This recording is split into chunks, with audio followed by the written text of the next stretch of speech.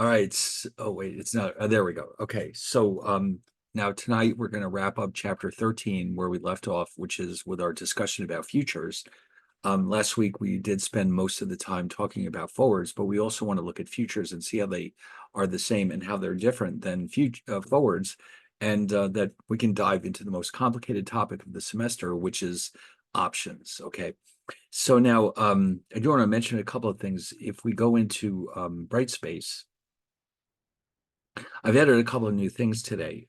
First, I did mention it somewhere along the way that we would have a couple of Excel assignments. So we've got one done already. So the second and final Excel assignment will be based on options, which we will probably do at least some of this tonight. So what I put in here is something called the options assignment template to help you get it set up easily. And what I've done too is I've also put yellow in this cells where you are intended to put your answers to make it extremely obvious what you're supposed to do. Okay, so in other words, and we're going to do examples like this before you try this assignment. So let me just show you what I'm talking about.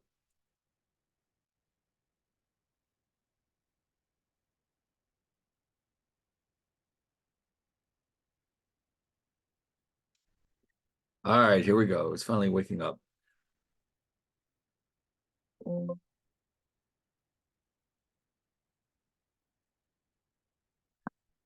All right, I don't know what that's supposed to mean. Let's try that again.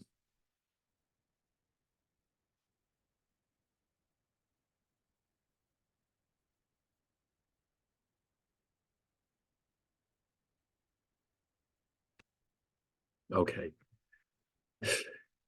All right. Anyway, so if you notice now, of course, none of this means anything to you at the moment, but we'll explain this as we go along. So you have all these columns where you're going to fill in your formulas, and there will be graphs. I think, well, the graphs are actually kind of already set up on the side here. It doesn't look like it, but when you fill in the correct data, this graph will update itself so you can see exactly what you're looking at. Same thing with the straddle here. And again, we'll explain what that means later on tonight. So all you have to do basically is fill in the yellow cells with formulas, and the rest will update itself automatically. So it won't really take all that long, but we have to go over the material first to understand what you're supposed to do. So that is now in chapter 14. I just put it there tonight. So if you didn't see it before, that's the reason. So also what's in here is we're going to work on a spreadsheet tonight when we start the options chapter, where we're going to practice these exact same calculations in the class. And so that file is called chapter options, strategies, examples. Okay, so this is what we're going to work on in class. Then you'll work on the template and add your answers to it, and then send it to me when you're done. So let me just open this up real fast. Actually, oh no, I've already got this open, so I guess I don't want to do that. All right, good. So anyways, so I just wanted you to be aware that those are there. Now, since we're getting really late in the course,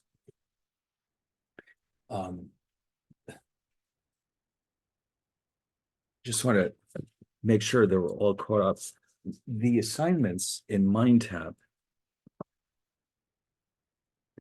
are here, of course. Now, this weekend, now, of course, these chapters 10 and 11 we finished a while ago, so they won't be very difficult for you to do. It's just that because it's such a short semester, unfortunately, 2 of them are due this weekend, so I hope that won't be too much of a problem. Because I know it's a lot of work and all, but we don't really have a whole lot of time. Now, what's going to happen here is that chapter 11 was our discussion from last time about stocks. 10 and 11 actually were both about stocks. 13 is the chapter about forwards and futures, and 14 is the chapter about options. So because, again, of the severe time constraints that we're under, what I think we're going to have to do is this. Instead of having assignments for chapters 13 and 14, We'll just have the final exam be based on those two chapters only, and that will be due instead of, or actually, the final will be a mind tap assignment of its own. It's just going to be a little bit different. That's all. It'll be just 13 and 14, and it'll be clearly labeled final exam. I haven't finished writing it yet, but I'll probably have it ready first thing tomorrow morning. And when you look in here, you'll see it at the bottom. Right now, this says no activities, but that's going to be replaced with the final exam, which will be just the material we covered in chapters 13 and 14.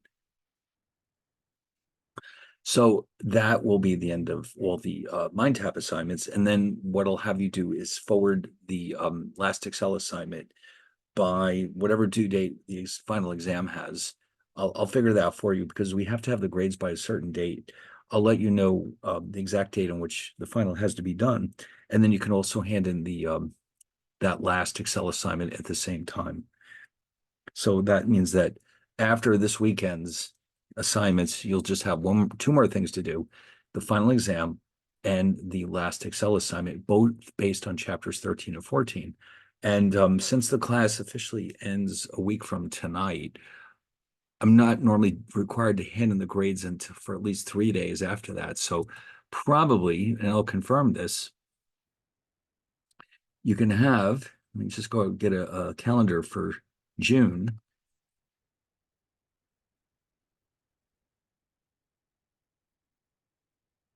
Today's the 19th. That means next Thursday is the 22nd, no, 26th.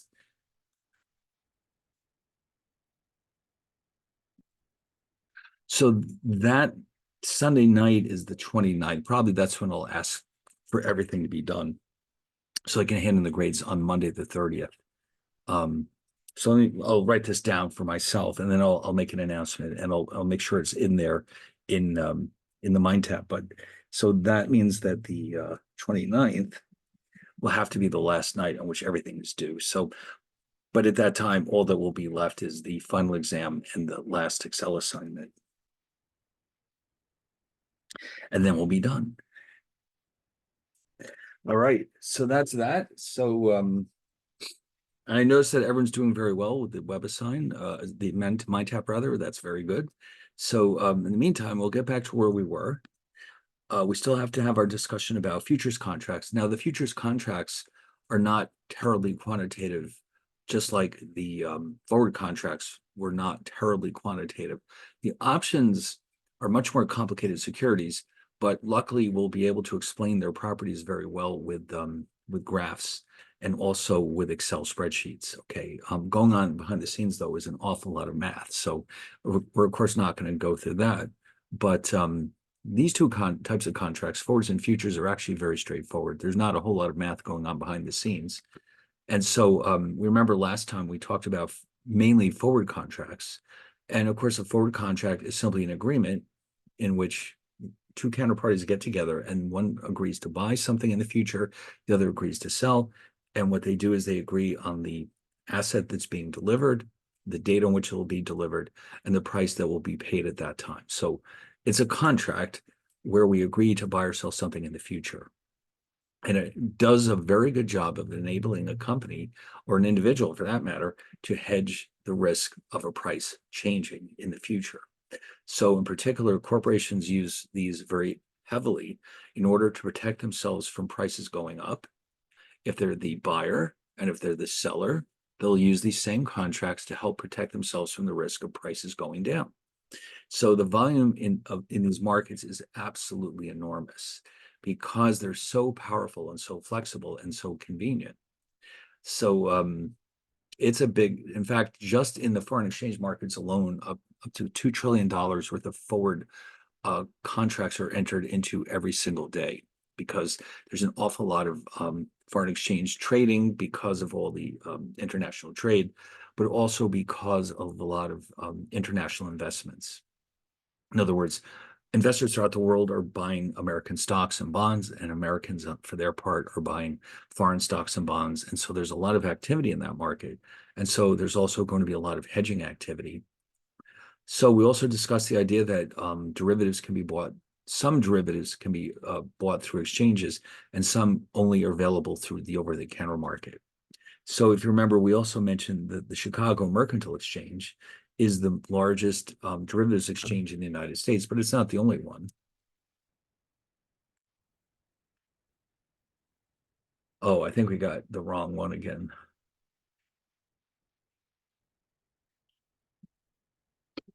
Okay, let's go. I don't know why it was such a, here it is, CME Group. So we briefly looked at this last time just to get a sense of what kinds of assets we can buy derivatives on, and we saw the list was quite large. Pretty much anything you can imagine is available in the form of a derivative. In other words, I can buy derivatives on cryptos and agriculture and energy equity indexes. That would be the Dow Jones and the Standard and Poor's 500, for example. FX means foreign exchange or foreign currencies, interest rates, metals, which usually means gold, silver, platinum, palladium, although it could also refer to industrial metals like copper or zinc. Um, Options, spot, they've got it all here. So if I need to protect myself from rising or falling prices in any of these markets, I can come here to the CME and enter into some kind of derivative security, which enables me to hedge my risk. Okay. Now, if it's not available here, I can then go and get something in the over-the-counter market from a counterparty. So those are the two options I have. I can buy derivatives through organized exchanges, or I can buy them through the over-the-counter market. Now, as it turns out, though, the way it's structured, forward contracts are only available in the over-the-counter market. You don't see them listed here. That's because each one needs to be adjusted or customized for the needs of the individual users. Whereas what you're seeing here, these contracts are totally standardized. Their terms and conditions are known to everyone in the market. And so because of that, the volume of trading is quite large. And the exchanges make their money from volume, by the way. So in other words, they only want to sell products where there's going to be a huge demand for them. So they know that, for example, people will want to buy derivatives written on cryptocurrencies. So that's why they have them. All right. They're in the business of making money. They won't offer anything that's not going to sell well. And if it doesn't sell well, they just get rid of it. It's just the way it is. So that means the fact that these exist, it indicates that there's an enormous amount of interest in each of these. And then, in the past, there have been other derivatives that no longer exist because the demand either just was never there in the first place, or else it just simply fell off, or there's other reasons. There could be technological reasons why a derivative is no longer needed. That they come and go, just like products in the marketplace. And then futures contracts are only available through exchanges. Okay, so in here you're going to see that the CME has futures and options written on all these different assets, but they will not offer forward contracts. If I do need a forward contract, then I can't come here. I have to go to the over-the-counter market, which means I'm essentially approaching financial institutions to see if they're willing to enter into a contract with me. So, like if you're dealing with foreign exchange, you're importing or exporting, and you need to protect yourself from foreign exchange risk, any one of the major investment banks will be willing to get into a contract with you because they're all, among other things, they are major foreign exchange dealers. Like Citibank, for example, and Chase, they're among the largest foreign exchange dealers in the world. So if you need a forward contract on a currency, certainly they are going to be very happy to enter into a contract with you. So so this is how it's done. It's arranged individually between counterparties. So I, as a company in the United States, depending on what I need, I can approach a JP Morgan Chase and say, listen, here's what I need. And then we negotiate the terms and conditions. If I need a futures contract, I pick up the phone and call the CME, and they will sell me one of these contracts. Now, of course, there's others too. I mean, I think I mentioned the other day that the Philadelphia Stock Exchange, interestingly enough, sells stocks, and they also sell currency derivatives. That's kind of unusual, though. Most derivatives exchanges only deal in derivatives. That's all they have. So we also have the New York Mercantile Exchange, which focuses on energy derivatives, and then the London International Financial Futures Exchange, which has everything. So the over-the-counter market is where trading takes place directly between counterparties. The advantage of that is that means they're the terms and conditions are completely flexible. I can customize it any way I like. So on the other hand, with the exchanges, if I need to do something with an exchange, uh, I have less flexibility, but I also don't have to worry about credit risk. So in other words, let's say I decide to buy a futures contract on Bitcoin from the Chicago Mercantile Exchange. In order to have a contract like that, there has to be a buyer and a seller. Now, what's happening here is that behind the scenes, without my knowing about it, if I want to buy cryptocurrencies through a futures contract, somebody else out there needs to be willing to sell them.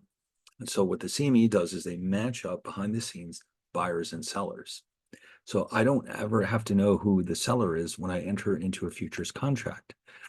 But what I do know is that if the counterparty to this contract defaults or they go bankrupt or whatever, the CME will step in and they'll honor the contract. Okay, so in other words, there's no credit risk there.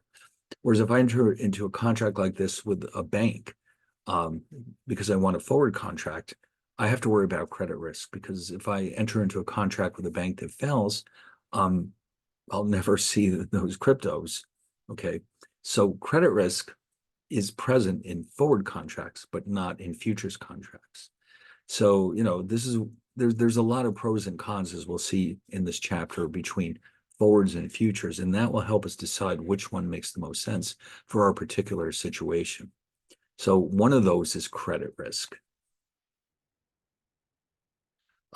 So I mentioned last time, there are 4 basic types of derivative securities. There's many other variations that are essentially hybrids of these, but those are the 4 basic types. So the forward contract lets us enter into an agreement to buy or sell in the future at a specified date where the price is settled on today. Also, the amount that we'll buy or sell is specified in the contract. Now, with a forward contract on foreign exchange, the exchange rates that we see in the market for immediate transactions are called spot exchange rates. And then the ones that refer to transactions that will take place in the future through forward contracts are referred to as forward exchange rates. And then when you do mention a forward exchange rate, you have to specify the time at which it'll be delivered. So if this is in reference to the price of buying pounds in 6 months, then it becomes known as the 6-month forward exchange rate. Now, there is a mathematical reason. These are not just falling out of the sky. I mean, this number is actually being determined by supply and demand in the foreign exchange markets. But this number is related to this number and the pattern of interest rates in the 2 countries. So in other words, these 2 numbers are not independent of each other. In fact, this number is uniquely determined by this one. Now, it doesn't say it here, but I guess I'll let you in on the secret. How is this determined?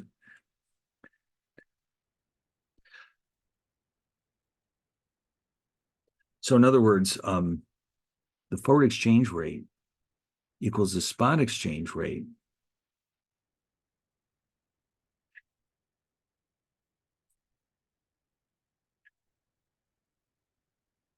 so S is the spot exchange rate. R is the domestic rate of interest. And R star is the foreign rate of interest. F is the forward exchange rate.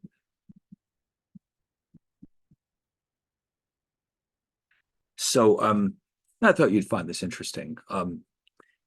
So let me give you a quick example here.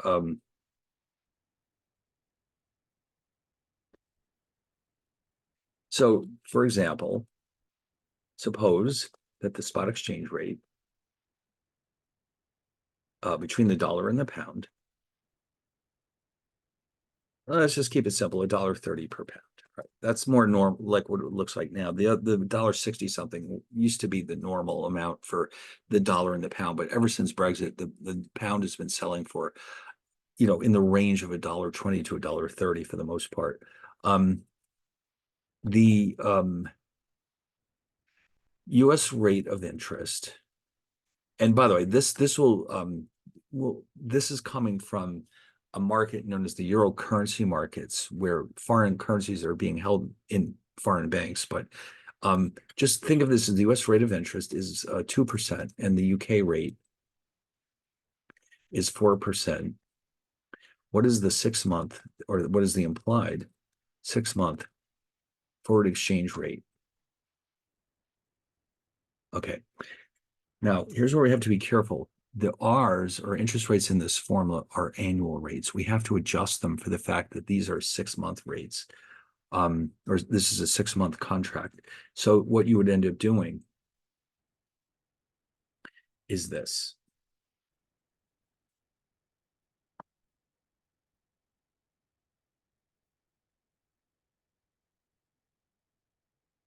So the US rate is 2%, but this is only a 6-month forward exchange rate. So I'm going to divide that in half, because 6 months is half of a year. And then in the UK, it's 4% per year, but this is only a 6-month contract. So I have to divide that by 2.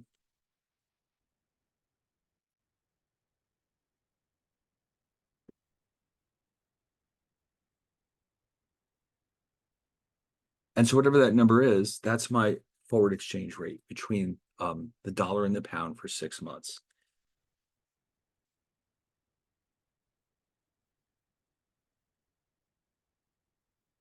It's 1.31. Oh, sorry. I made a typo. Sorry.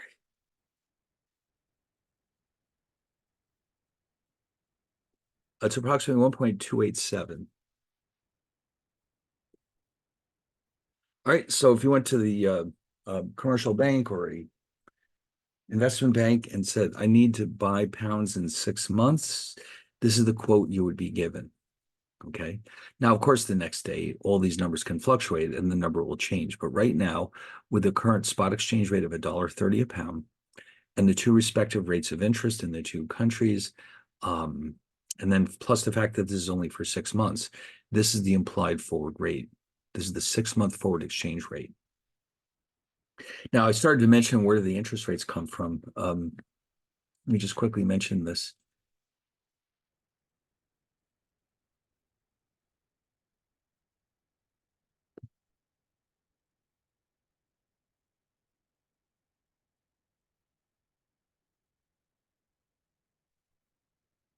So a euro currency, as it's called, is a deposit of a currency in a foreign bank. So, for example, dollars held in the UK are known as euro dollars. Now, it's not always possible to do this. If I'm an American business and I have a bank account, let's say Barclays in London, it might be convenient for me to hold dollars in my account, because let's say I need to use that to pay for some expenses or other. Normally, when you're in a foreign country, you use that country's currency, or you hold its currency in your bank account. So in other words, the same company might have British pound deposits, but it might also want to have dollar deposits in that British bank. And if it does, those would be euro dollars, and they would earn not the UK rate of interest, but the US rate of interest. The rate that they're paying would be referred to as the euro dollar rate.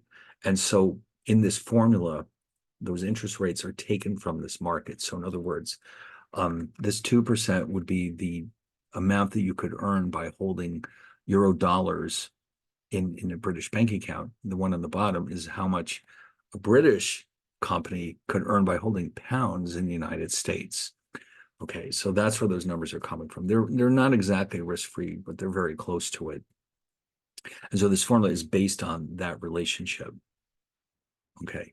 So anyway, so with enough of that, enough of that math. Let's get back to it.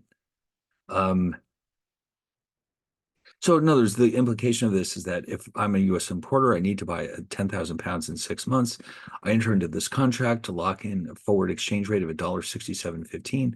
That means no matter what happens in the spot market in 6 months, I'm going to end up paying 16,715 for my pounds. So It can be good or bad. It's good if the price goes up and I don't have to pay a higher price. But if the price goes down, the exchange rate drops, that means I don't get to save any money. I'm locked in at this price. Okay. But you know what? The company is not in the business of taking risks on the foreign exchange market. So as far as they're concerned, this is just fine. And the person, by the way, with the two counterparties to a contract like this, the buyer is said to have a long position, the seller is said to have a short position. There has to be one of each to make a contract work.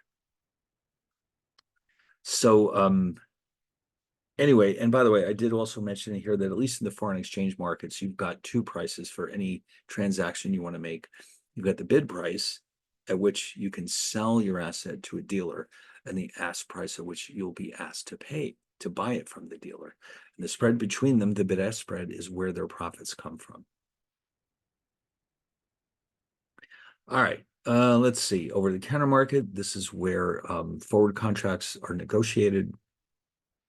And so they're completely flexible. The terms and conditions can be anything you want.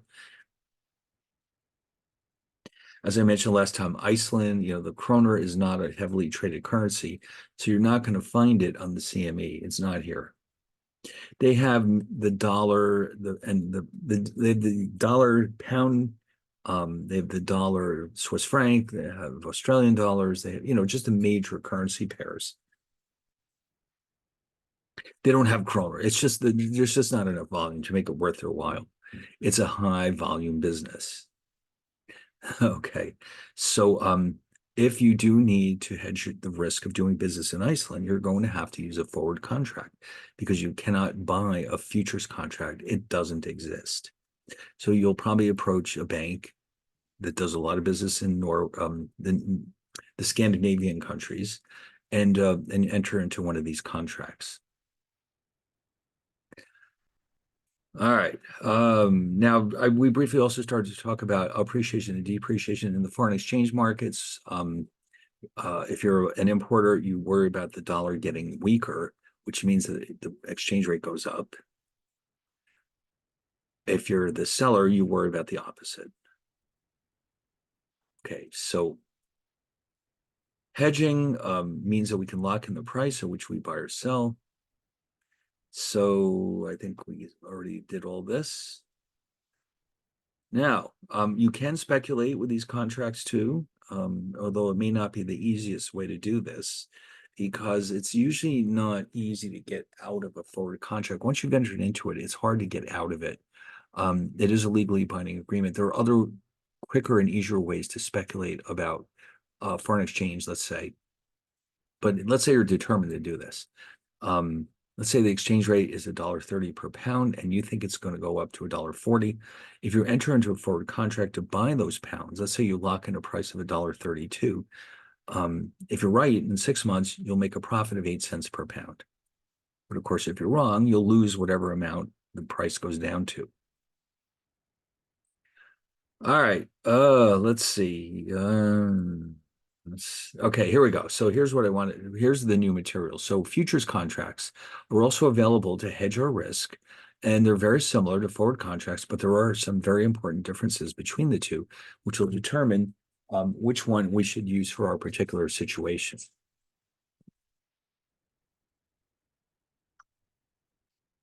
For example, now this we already know. Forward contracts are negotiated directly between counterparties, whereas futures contracts are traded on exchanges. Go to the exchange, you agree to enter into a long or a forward futures contract, and you're all set. Now, by the way, I think somewhere in these slides I do have an example of a quote from the CME on the British pound futures contracts that they sell. Let's see if I can find it. Hold on one second. There we go.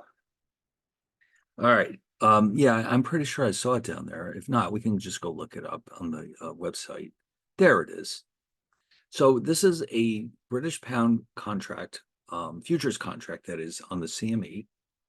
And, they give you all the details. Now, here's an interesting thing to note. One contract is worth 62,500 pounds. Now, that could be a problem if you're a small company. What if you're dealing with just a few £1,000s at a time and you don't need this many pounds? Well, then you're out of luck if you are determined to have a futures contract because that's all they have. You've got to buy at least or sell at least 62,500 pounds. They also tell you when these contracts are trading. They tell, like, for example, here we have March, June, September, December.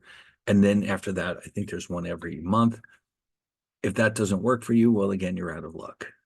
Okay. So that means that even if you would prefer to trade on an exchange, if the amount involved is not useful or helpful to you, you may have to use a forward contract anyway, right? Because let's say I only need 8,000 pounds or something like that. That might be the way to go instead of buying the entire 62,500.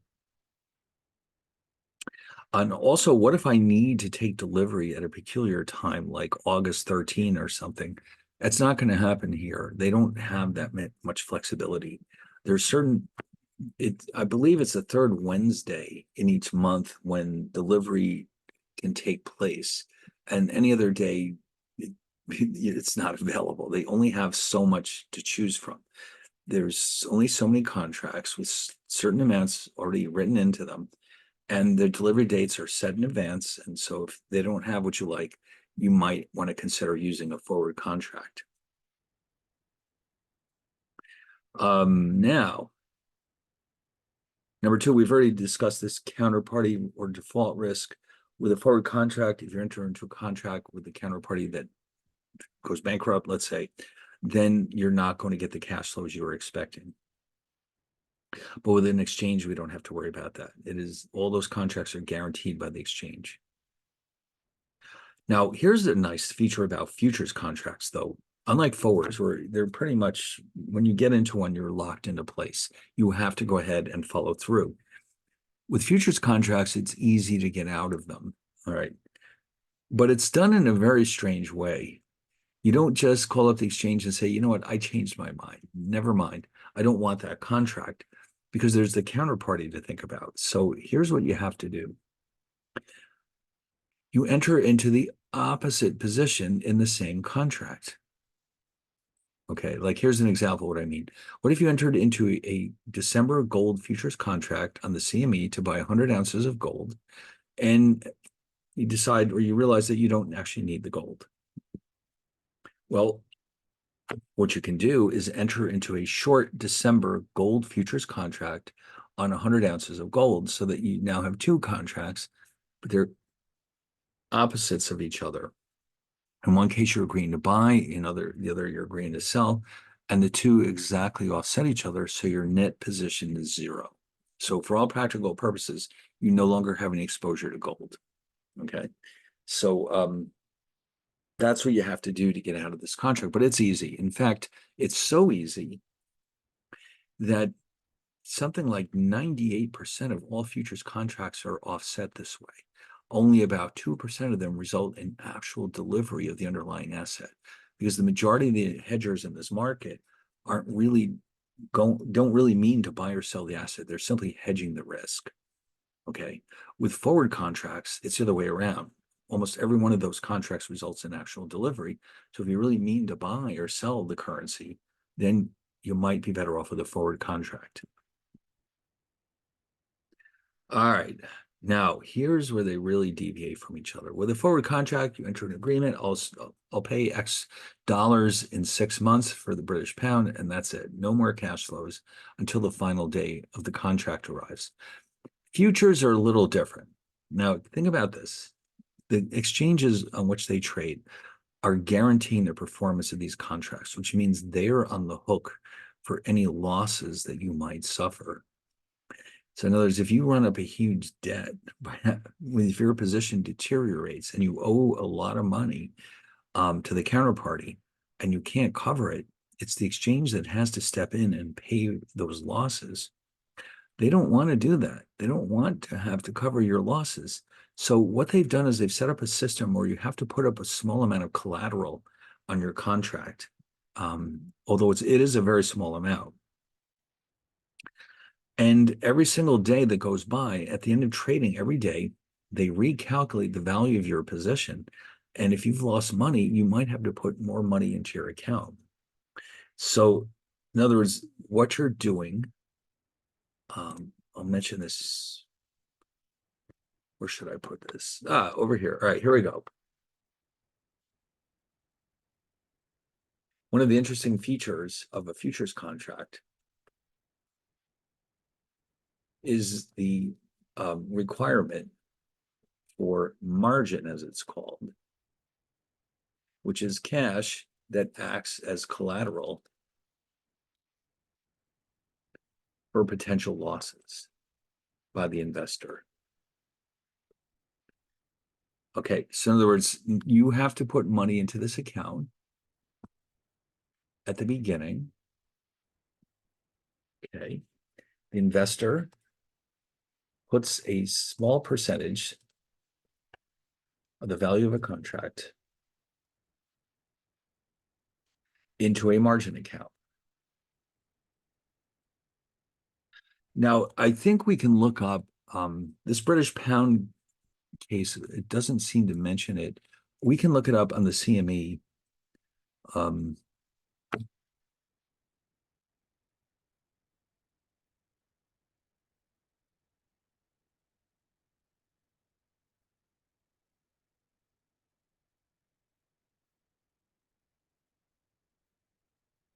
Let's see, what are they asking?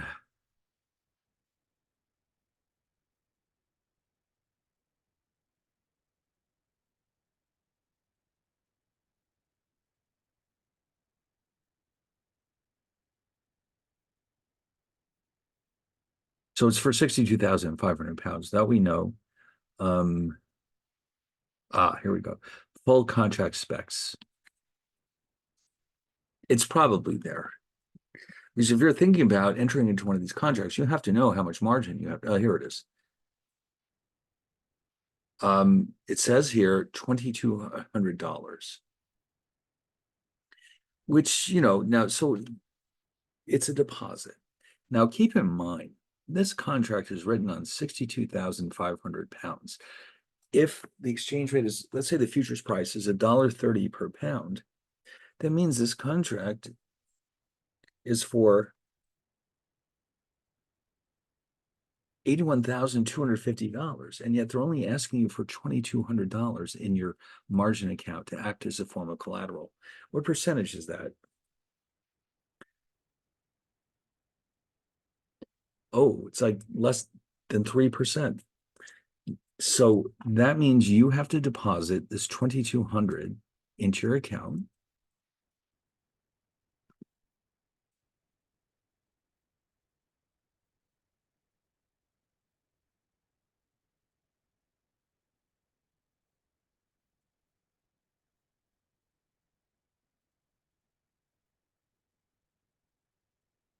So you put your money into that account. Now, tomorrow, let's just assume that an investor takes a long position in a British pound futures contract. Okay, fine. They put it to 2,200 in the account. At the end of each day, then the exchange announces what's called the settlement price of the contract.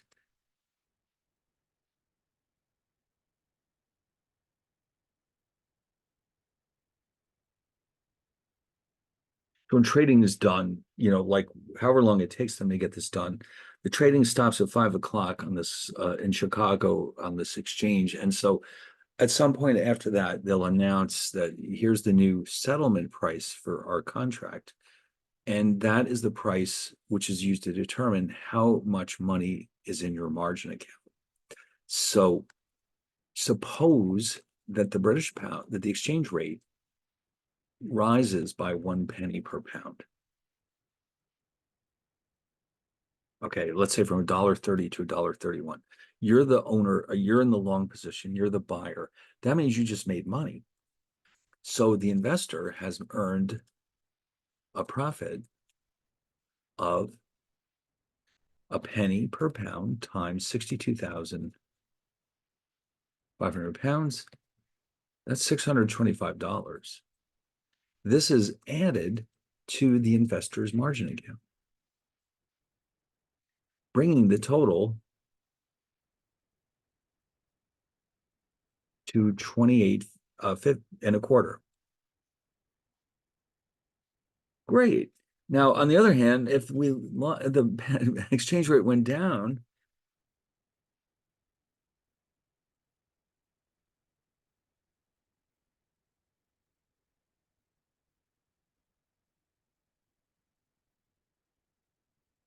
investor has lost $625 and the balance in the margin account.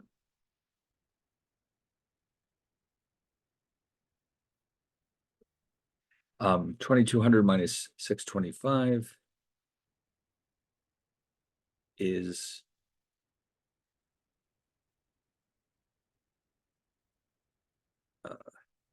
1575.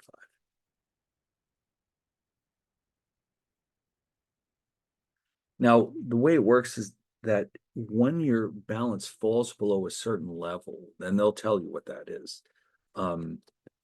You'll have to put more money in your margin account. If the balance falls too far, the exchange will require the investor to deposit more funds into the margin account. This is known as a margin call. And it's just to protect them from, losses. Like if your account gets wiped out, let's say it goes all the way down to zero, and they call you up and say, listen, we need more money, and you say, I don't have it. Well, then they close out your account because you clearly are in a bad position and they don't want to put up with any losses. So if the margin call isn't met, the position is closed out. End of story. On the other hand, profits can be withdrawn from the margin account. So in the first case where we made $625, you could just take it. It's yours. They'll let you have it. It's your money after all.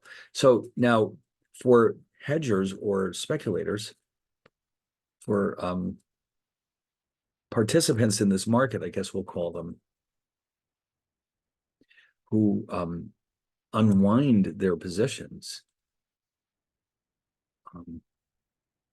they will never buy or sell the actual British pounds. Instead, they will collect the remaining balance in their margin account.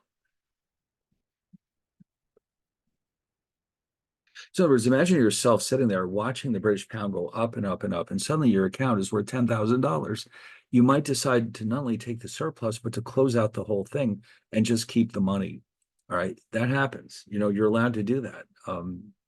Maybe that wasn't your intention, but you're certainly allowed to not only take the money out, but you're allowed to close out the position if you decided that that's it. I just want to keep this money. I don't really want to buy the British pound. But of course, if it starts going down, then you could be in a lot of trouble if you have to suddenly put up all this money at a very inconvenient time. And in fact, large losses throughout the last 30, 40, 50 years, there have been quite several very large losses in futures markets by individuals who were trading for their banks, let's say, and they either got unlucky or they didn't really know what they were doing. And so the losses can really pile up. In fact, there's, I will just briefly mention this case. If a futures position deteriorates rapidly, an investor can lose more money than they started out with.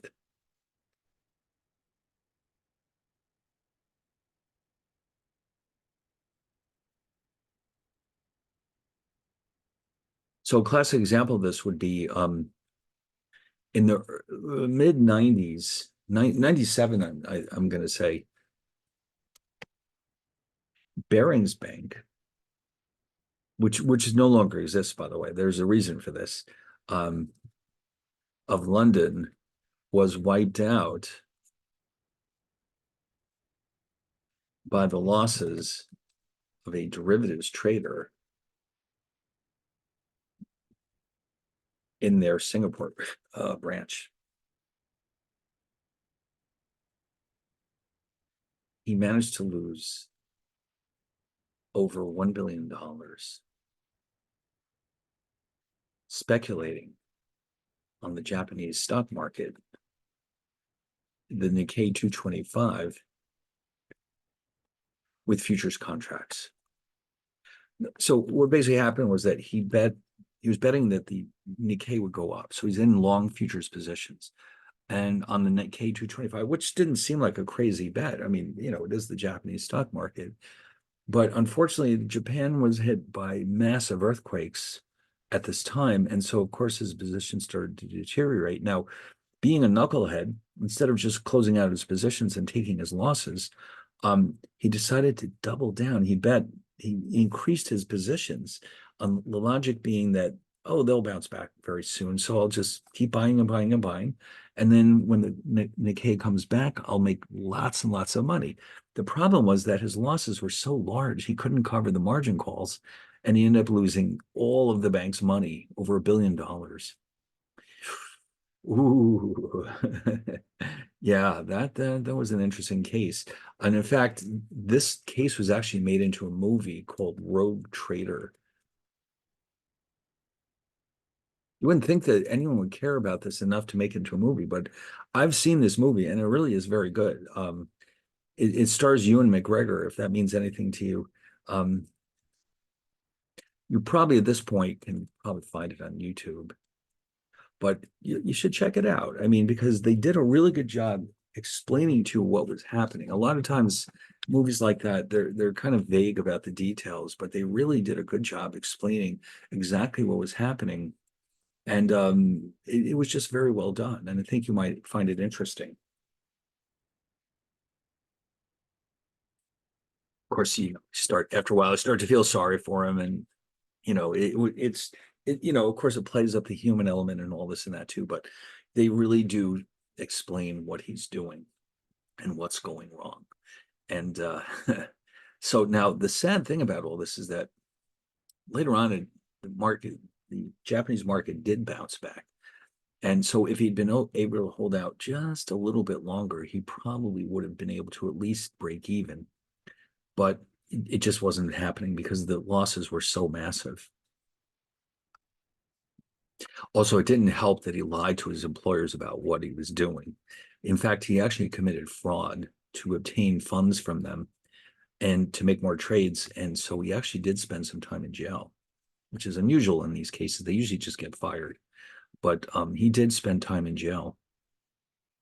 Well, anyway, and by the way, he wasn't the only one. There's been a lot. There was a case at Societe Generale in France where a trader lost even more than that. It was some preposterous amount of money. I don't even remember what he was trading, but it can happen when you're dealing with derivatives. If Nicholas was just buying Japanese stocks, the actual Japanese stocks, as opposed to futures contracts, then worst case scenario, their prices fall to zero and you lose 100%, but he was losing like way more than he started out with, like, many times what he started out with. All right, well, anyway, so we have these margin accounts. This is not happening with forward contracts. So, and by the way, this process of requiring margin and revaluing it at the end of each day is known as marking to market. Okay, so this is what really separates the futures markets from the forward contracts, more so than the others. This is the biggest difference. Okay, so All right, so this is kind of the same example.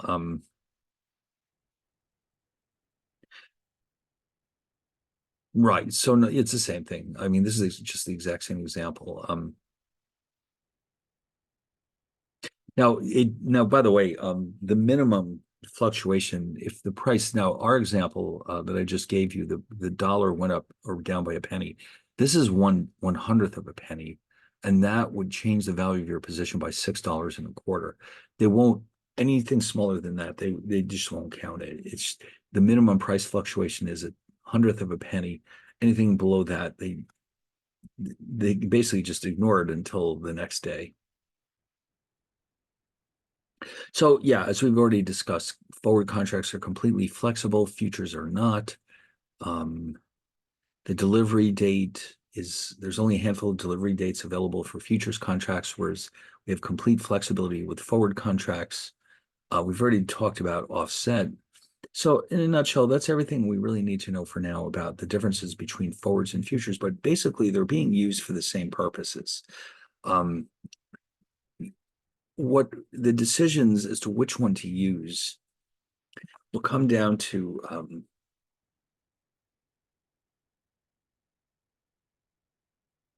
should a hedger use forward contracts or futures contracts? Well, again, it depends on what you're trying to accomplish. To hedge investors, let's say hedgers that need a great deal of flexibility,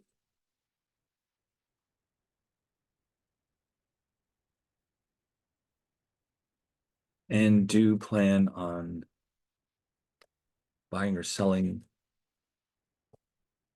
the asset that's being hedged.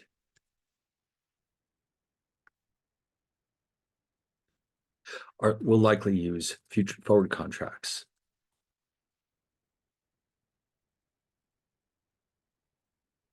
Investors that do not need as much flexibility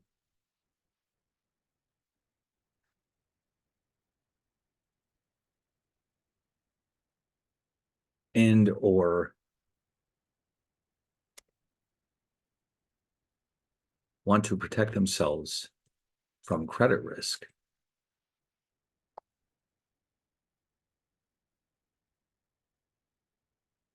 and do not necessarily want to buy or sell the asset that's being hedged, will likely use a futures contract.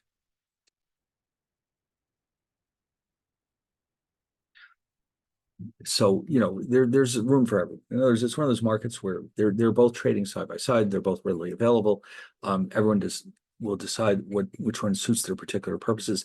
If one of these two was clearly superior to the other, well, then the other one would disappear from the marketplace. So the fact that they both exist tells us how important it is to investors that both of them are available. They're both heavily used by different types of investors or hedgers, whatever the case may be. Now, we saved the best for last. As far as the class is concerned, options are the most powerful and flexible of all the derivative securities. They have a relatively short history, though, and there's a reason for that. Let me go. This is chapter 14, by the way. Now, an option, the name option is well chosen because unlike a futures or a forward contract, which is a legally binding obligation to buy or sell in the future, an option actually allows you to decide, do I really want to buy this or not? Do I really want to sell this or not? In other words, built into this contract is the right to change your mind. And that's why it's called an option. I don't have, if I agree to buy something in the future, I have the right to say, no, I don't want to buy that. Or if I agree to sell something in the future, I can just say, no, I don't want to do that. That's it. There's no legal repercussions. I am the one who decides whether I should actually use this option or not. So of course, the word option comes in the word optional, which means something is not mandatory. It's something, it gives you the right to do something, but not the legal obligation.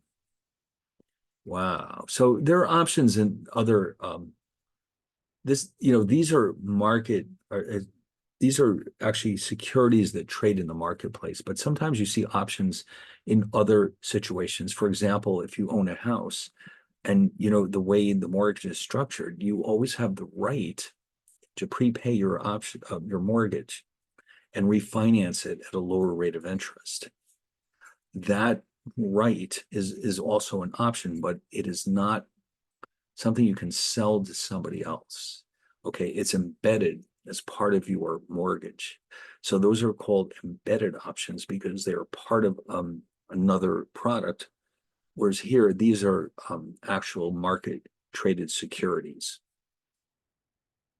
Now, options have several key characteristics. Oh, by the way, I almost forgot to go back and explain why these haven't been trading for very long. Just as an aside, forwards and futures have been around a long time. And that's because of because of their simplicity. Options have only been trading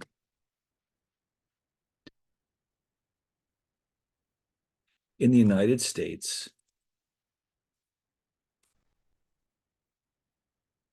well, at least have only been trading on exchanges. Let's put it that way. It's possible that before that they were available in the over-the-counter market, but the volume was really small. So they've only been trading through exchanges in the United States since 1973. So what held it up for so long? It wasn't the concept. The idea of options is not really that new. But the holdup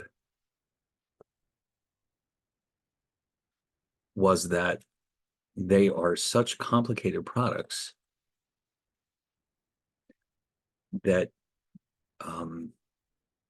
there were no pricing models available until a paper by Fisher Black, Myron Scholes, and Robert Merton was published in 1973, and which introduced the Black-Scholes model. And that is when option trading really got started, because all of a sudden it became possible with relatively little work to calculate the proper price of an option. And so you can imagine that from that point on, the volume of trading just absolutely exploded. Pricing forwards and futures, no big deal. It's easy. This is a different matter altogether. And by the way, if you've ever noticed that, a lot of people who work on Wall Street, the quants who work on this stuff, often they're physicists. They can be mathematicians, they can be physicists, they're often physicists, because a lot of the math that physicists use is incorporated into this Black-Scholes model. It's that complicated. It really is. And in fact, those three, if you notice, by the way, Merton's name is not on the Black-Scholes model. That's because Black and Scholes started working on this paper together, and then Merton came along later. And although he contributed a lot, and they offered to call it the Black-Scholes Merton model, but apparently Robert Merton is very, let's say he's not an egomaniac. He's the opposite of an egomaniac. And he just apparently said to them, no, don't worry about it. We'll call it Black-Scholes. So, everyone calls it Black-Scholes, but Merton was certainly a huge contributor to it. So the existence of this model really made it possible for the first time for traders to understand the value of these options. And of course, hedgers, speculators realized pretty quickly that these are very, very powerful securities that make it even give us an enormous amount of flexibility over how we hedge our risks.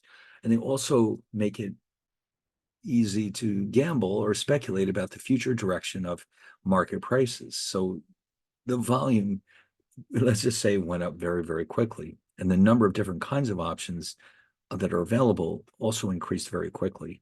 In the early days, all they had was stock options, options on individual stocks. Pretty soon they added options on stock indexes like the Standard & Poor's 500. And then before you knew it, they were offering options on currencies, options on interest rates, and eventually options on futures contracts. So, and then, the market just totally took off because they're such powerful instruments that there's enormous demand for them. Anyway, so what are the basic features of an option that they all have in common? Well, first of all, the option itself has an underlying asset that you're allowed to buy or sell. And like I said, there's so many things. It could be interest rates, currencies, stocks, equity indices like the Standard & Poor's 500 or the Dow Jones Industrial Average, precious metals like gold and silver, futures contracts, agricultural commodities, you name it. You can buy an option on it. It's available somewhere. Now, interestingly enough, going back to our discussion about over the counter and exchanges, some options are available through derivatives exchanges like the CME, and some are only available in the over-the-counter market. Those are the very specialized ones that have to be customized. So the standard ones, like options on gold, for example, you can easily find that on the CME. It's there. They have it.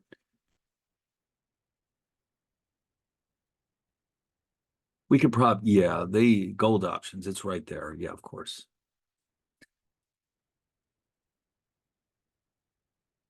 Contract specs. So it's written on 100 troy ounces. You may not know this, but gold, precious metals are weighed in a different kind of ounces. The ones we use, it's a special French name. It's very impossible to pronounce it.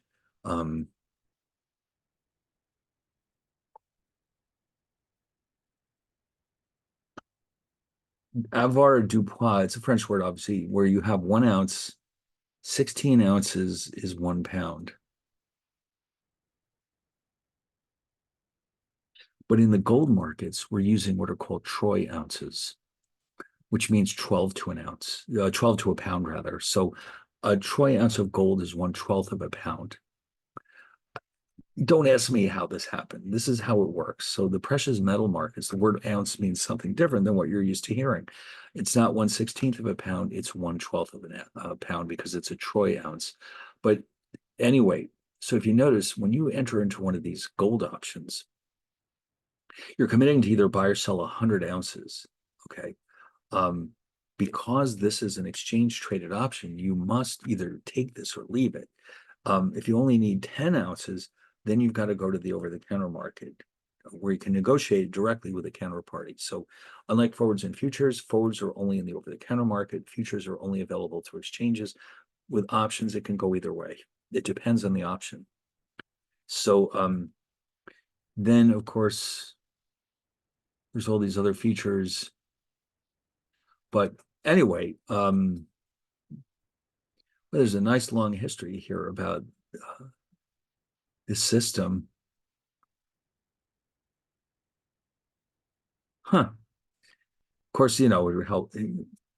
Everyone always thought the U.S. would eventually go to the metric system, but it never happened. But even in countries that use the metric system, they use ounces for gold. All right. Anyway, but here's an interesting side note. If you notice, futures contracts are in this list. So in other words, you might think, well, what is that supposed to mean? Options can be written on futures contracts. So what's going on there? All right, well, so let's say we're using gold as our example. We can buy an option on gold or an option on a gold futures contract. So what's the difference? Well, with the option on gold, delivery of the gold takes place. with an option on a futures on gold,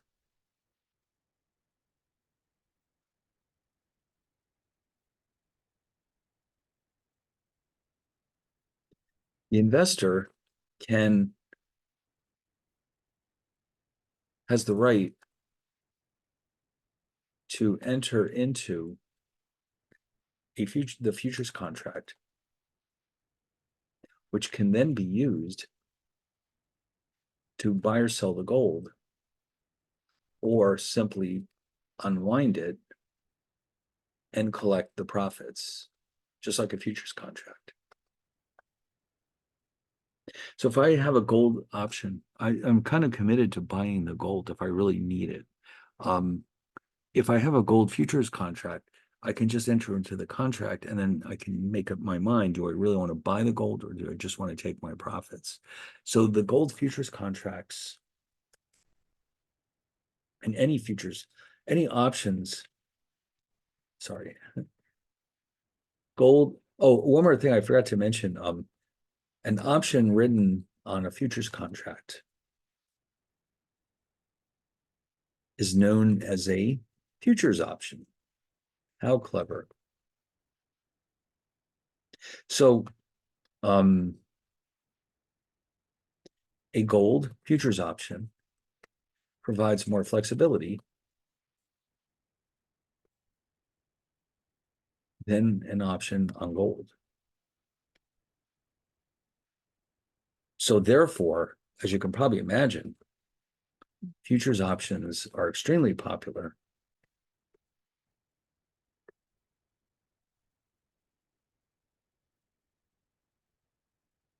And in fact, most options in the market are actually futures options. Certainly the volume of trading it is much higher. But if you look in any listing of options, you'll find that the majority of them are actually futures options because they're that much more flexible and popular. So now, having said that, some types of options are not available in the form of futures options,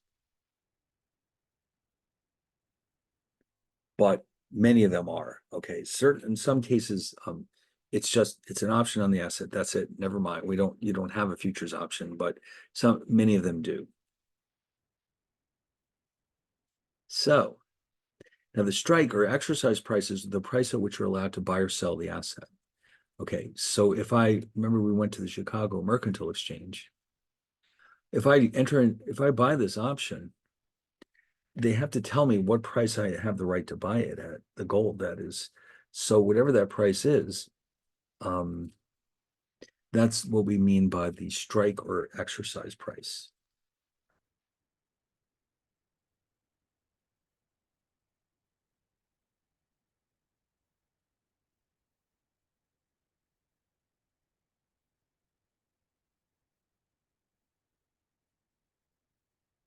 Now, usually there's many different strike prices available in the market.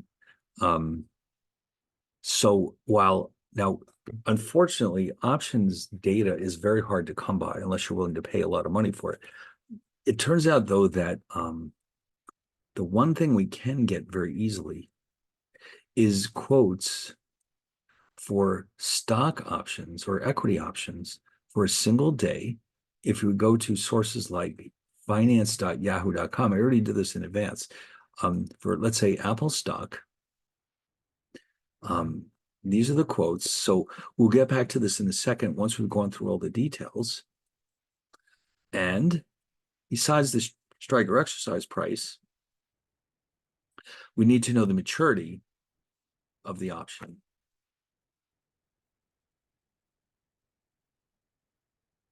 Now, these securities do have finite lifetimes. Okay, so if an investor, just as an example, owns a gold option that expires on, let's say, July 1st, then the investor must decide whether or not to use that option by July 1st. Otherwise, it expires and becomes worthless. So it's like, imagine you being told you have the right to prepay your mortgage, but only until August 1st. If you wait till August the 2nd, that's it. The right disappears.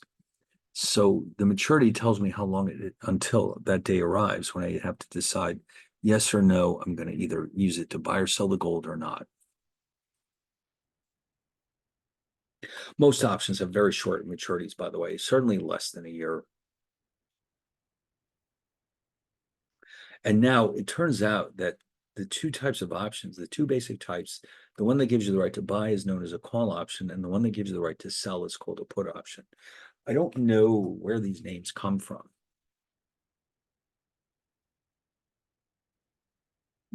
But those are the standard names: call for buying, put for selling.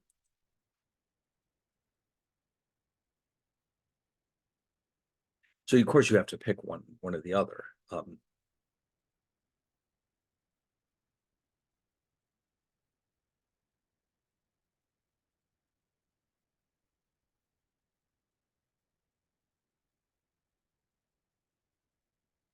And then finally, there's one more classification that we need to know about. In the marketplace, many options fall into one of these two categories. They're either European style or American style. Now, the names don't really tell us anything about them. I don't know where the names came from. There's a lot of options in the market where the names don't really tell us a whole lot. But the way it works is this: European options can only be exercised on the maturity date or expiration date. It can be called either one. You have to wait till that last day. That's it. That's your only opportunity. Yes or no, do you want to use this or not? American options, on the other hand, can be exercised anytime until the maturity date. So clearly, American options are more powerful than European options, but because of that, they'll be more expensive. And here's where we're getting to a very important detail. A futures contract, well, let's say we'll start with a forward. A forward contract does not have an actual price. It is simply an agreement.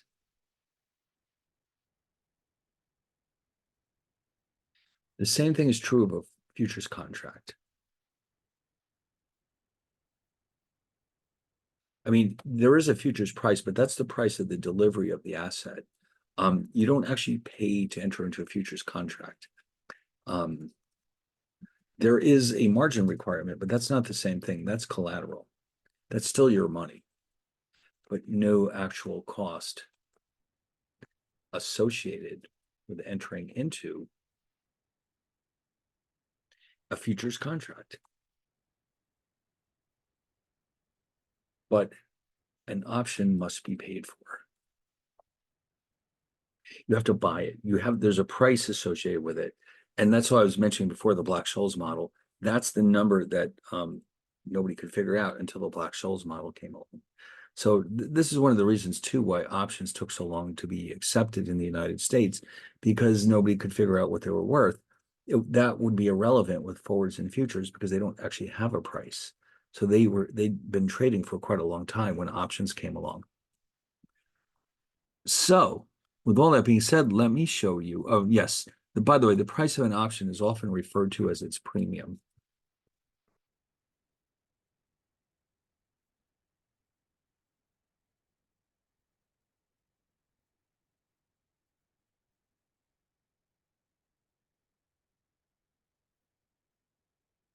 Now, we're going to go back to this listing for Apple options.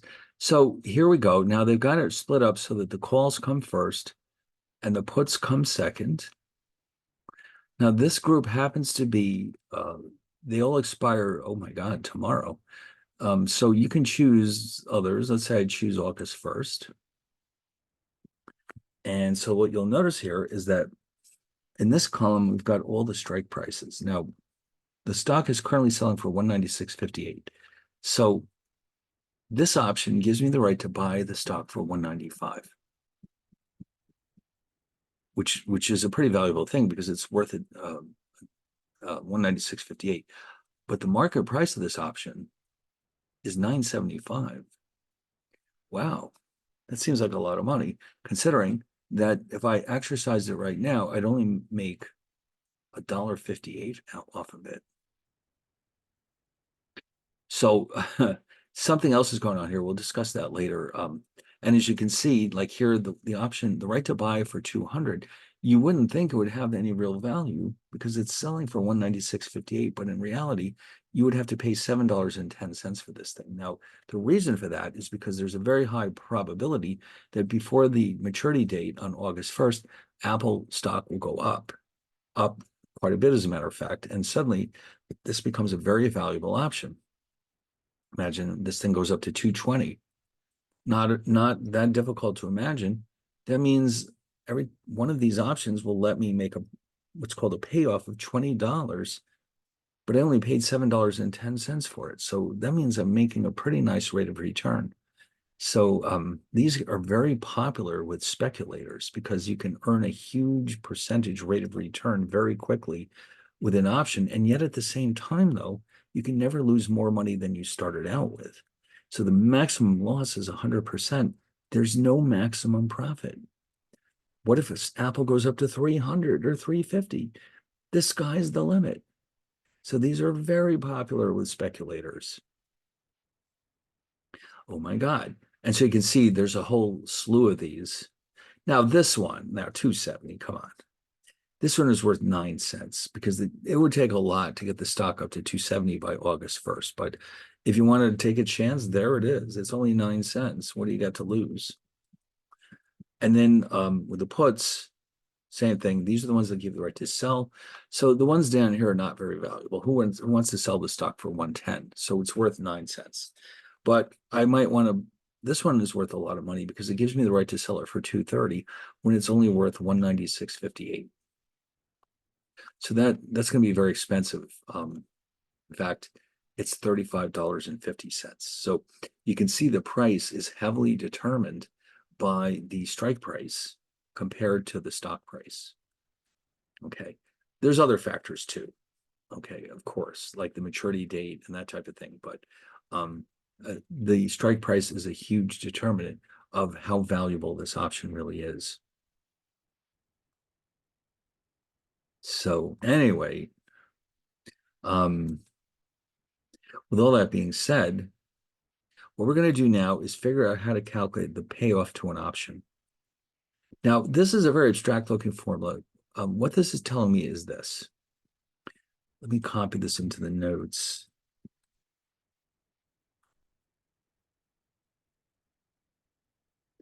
The payoff to a call option, which gives the right to buy the asset,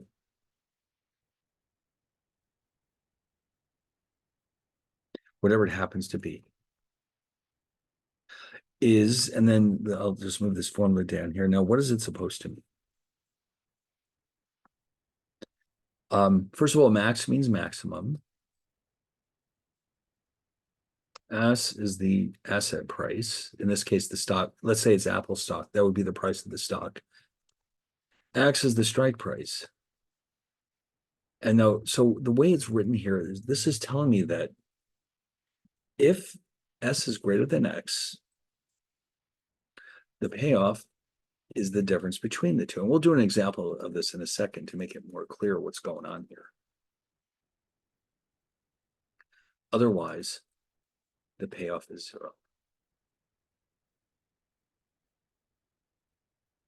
All right. All right, let's do a quick example here.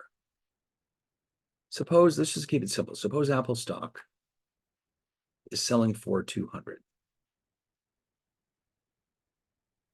An investor buys a call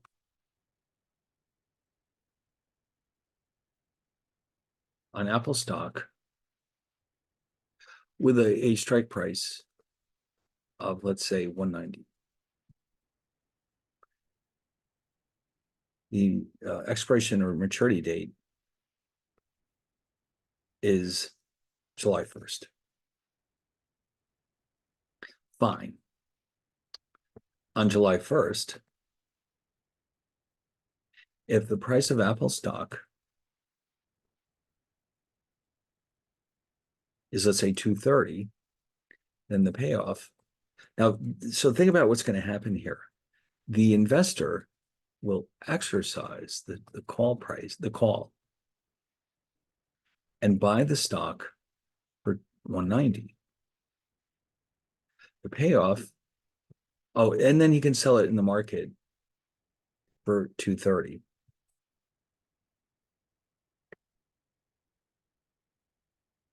The payoff is simply the difference between those two.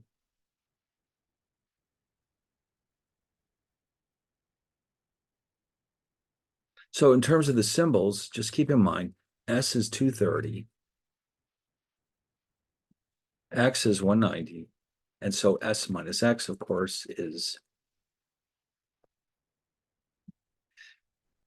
great. But on the other hand,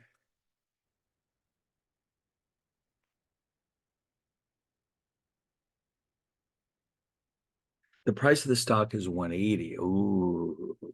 So you have the right to buy the stock with your option for 190, but that doesn't make any sense, does it? It most certainly does not. The investor will not exercise the option, since this would mean paying 190 for a stock that's only worth 180. The option will be allowed to expire, providing a payoff of 0. Okay, so in other words, if the stock price ends up higher than X, we'll exercise it. The difference goes into our pocket. That's our payoff. Otherwise, it will not be exercised, and then we end up with a 0 payoff. Okay, so that's how that works. Now, what we would like to do here to really understand how this works, oh, by the way, there's some market terminology here. If S is above X, meaning that we have a positive payoff, we say the option is in the money. If the two are equal, means we're basically breaking even. The option is said to be at the money. And then finally, if S is below X, where we do not exercise it, we say that the option is out of the money. Now, in the examples in the slides, we're looking at IBM stock. All right, so let's say that this European call expires on September 1st.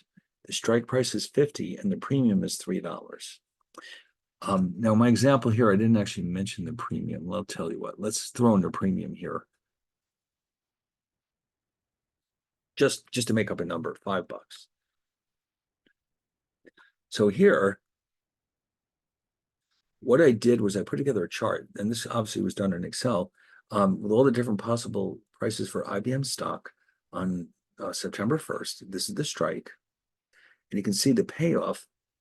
And so up here with the very low stock prices, we do not exercise the option, and we have a payoff of 0. After that, though, the payoff is the difference between the stock price and the strike price because it's positive. And so this is what the pattern of payoffs looks like.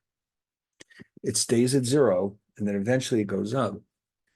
For every $5 increase in the stock price, we have a $5 increase in the payoff. And that's that. That's how that works. Now, we often will graph this relationship. And so if you do that here, this is what you'll end up with. In fact, we're going to see that in your template. We're going to put in the numbers and it'll generate these graphs for us. So if you notice, here's the strike price. Down here, the payoff is 0. And up here, the slope of this part of the function is 1, meaning every $1 increase in the stock price adds $1 to our payoff. And so it looks like a big hockey stick, doesn't it? The goalie's stick. But that is the payoff profile to a call option. Interesting. You notice the payoff can't be negative.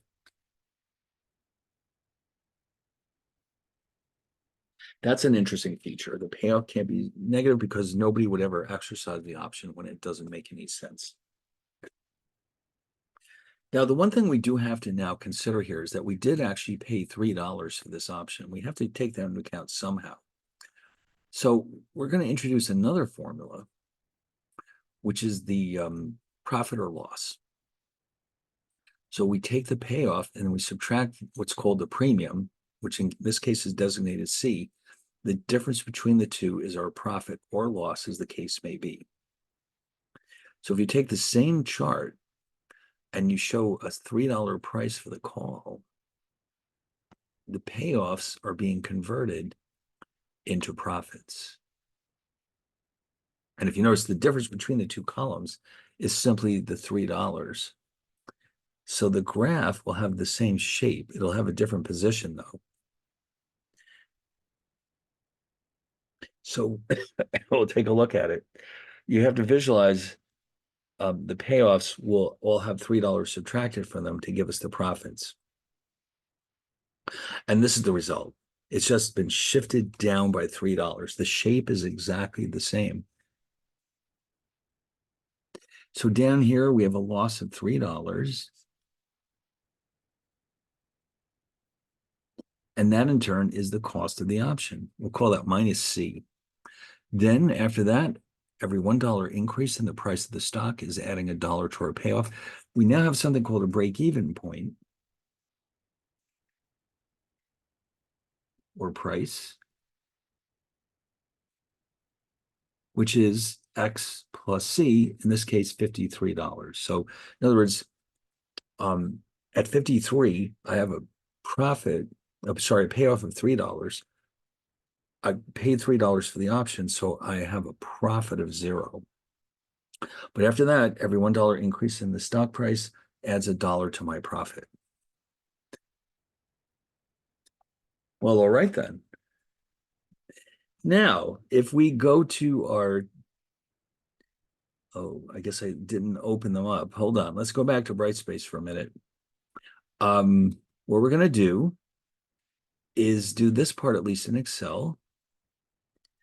So let's go back. Oh boy, where is it?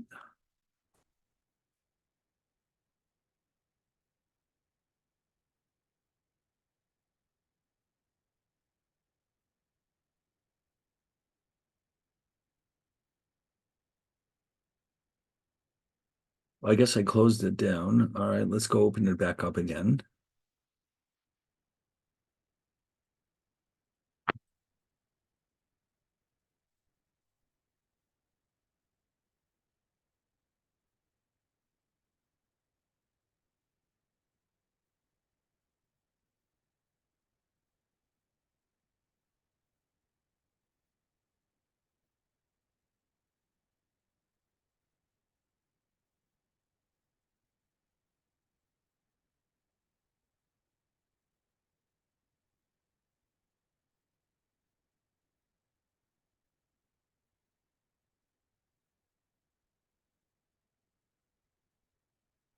Here it is. So that's the assignment template. We're going to open up strategies examples. We're going to use this just to get some practice.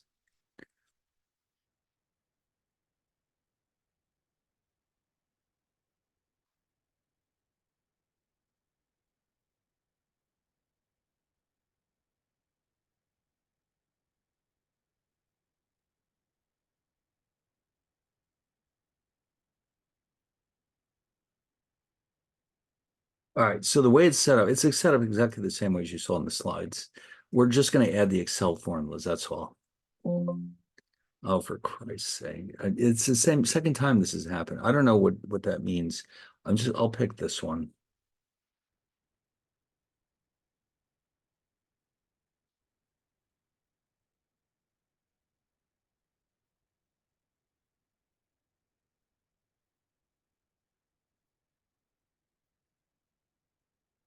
Here we go. All right, so the one we want is the first tab, payoffs. Specifically, this one right here, the call buyer. So you notice the formula, call payoff is the max of S minus X and 0. So in Excel, you're going to type equals max, that's the actual name of the command, S minus X and 0. So it just follows along with the algebra. And you'll see, just drag it down. And voila, not only do we have the right numbers, but look, we have the graph. So I've set that up in advance so you can see the resulting graph. Now, as far as the profits and losses go, we can go on to the second tab. And we're going to do the same thing. Here we have equals max S minus X and 0. We'll drag it down. The cost is right here. It's always $3. So here, for the profit, we simply take the payoff and subtract the call premium.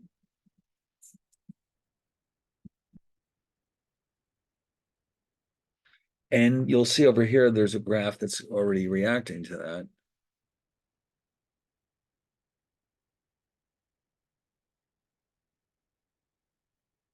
There it is, right there. And you can see it is shifted down by $3. There's this region where the stock price is out of the money, has a payoff of negative $3.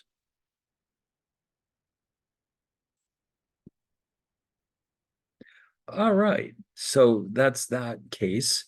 Now, what do we want to think about? Let's look at, oh, not this one.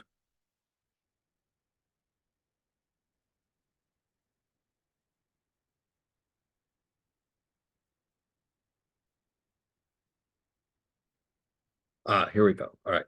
So now we're going to look at the put. Now remember, the put is the one that lets us sell the stock at a fixed price. That means that we benefit from a falling price. This one benefits from a rising price. So you buy this one, you buy the call, if you either want to buy the stock in the future or else you think the price will go up and you want to just speculate. With a put, the other way around. You are pessimistic about this stock if you buy a put. Either that or you want to protect the price at which you can sell it. So here, the payoff function is a little bit different. All right, so notice you've reversed the roles of the X and the S. Of course, because you're allowed to sell.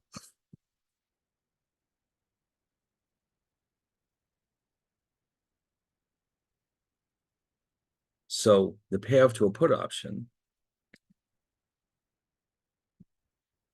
is, and so it's the same term, I mean, the same variables, but we've reversed the two. So let's just analyze this for a second. So let's say, for example, we're going to change our example a little bit.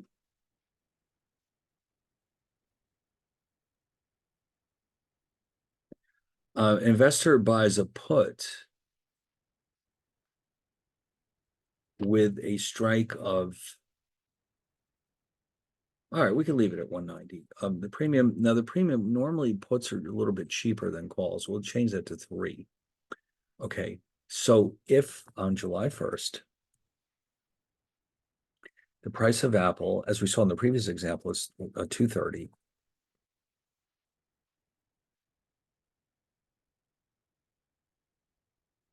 The investor will exercise the right, will certainly not, because that would mean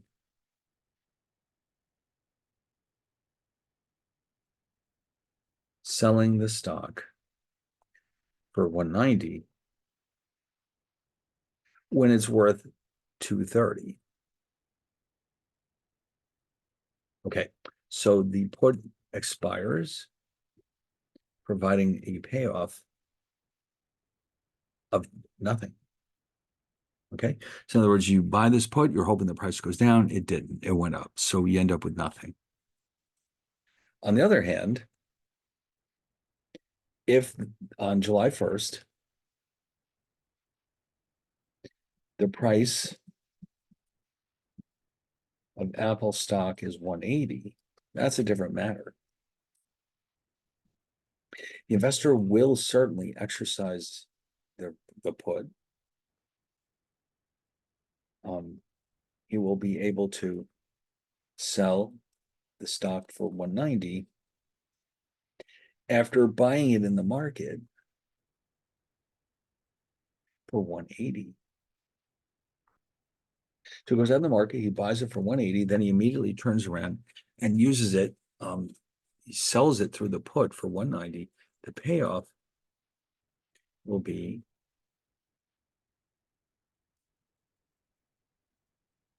and of course you recognize this as X minus S. Okay, up here is just zero. So it's always the greater of the two. Okay, now as far as the algebra goes, and by the way, the profit, of course, would therefore be the payoff minus the put premium. That's always going to be the case. So this terminology has to be reversed, of course. So now this is the case where we're in the money, out of the money. At the money never changes. If these two are equal, we say that we're at the money. All right, so now here's the IBM example again. This time it's this, we're going to assume that there's a put out there with a strike of 50 that sells for $2 in the market. And so we're going to fill in this table. But here, if you notice, the payoffs are very high up here at the top, and then they fall off to zero. So we're going to do that right now. We'll go back to the first tab, payoffs, for the put buyer. Equals max X minus S and zero.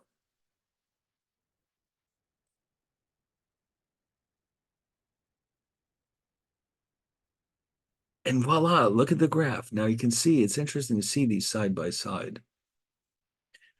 Here, we have a flat bottom, and it goes up after we hit 50. With a put, it's the other way around. The payoff is zero for the high stock prices till we get to 50. After that, as the stock price falls, the payoff continues to rise. So think of them as being reverses of each other from left to right. Okay. Now, for the profits and losses, we'll come over here. Once again, the payoff is the max of X minus S and zero.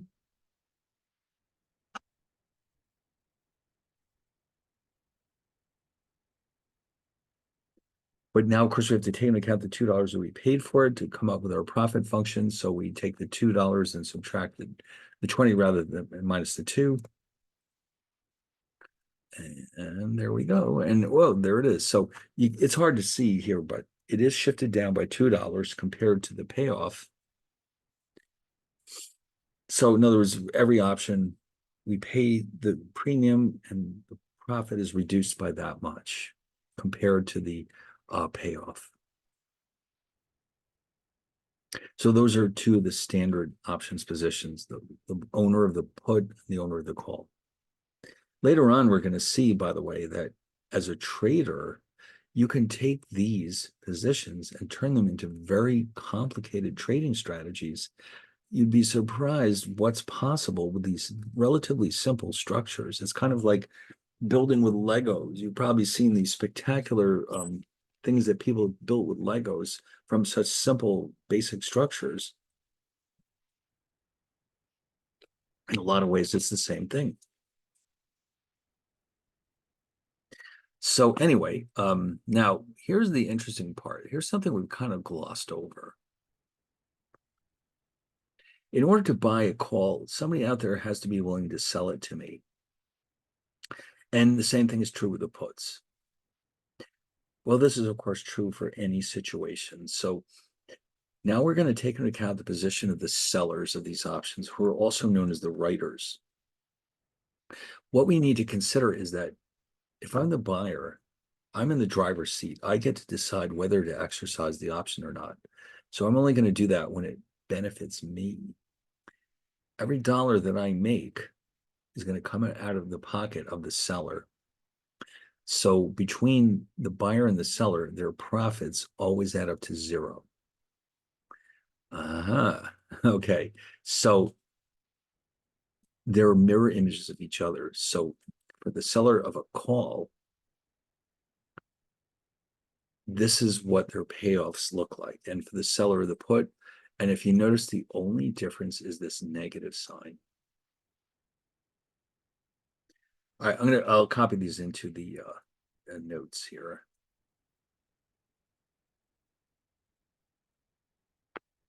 So the option sellers, or writers as they're called, are in exactly the opposite position as the buyers.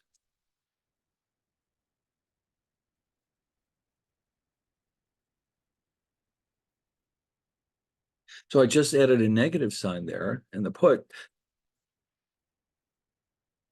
same thing. Whatever we had before, I'm just making it negative.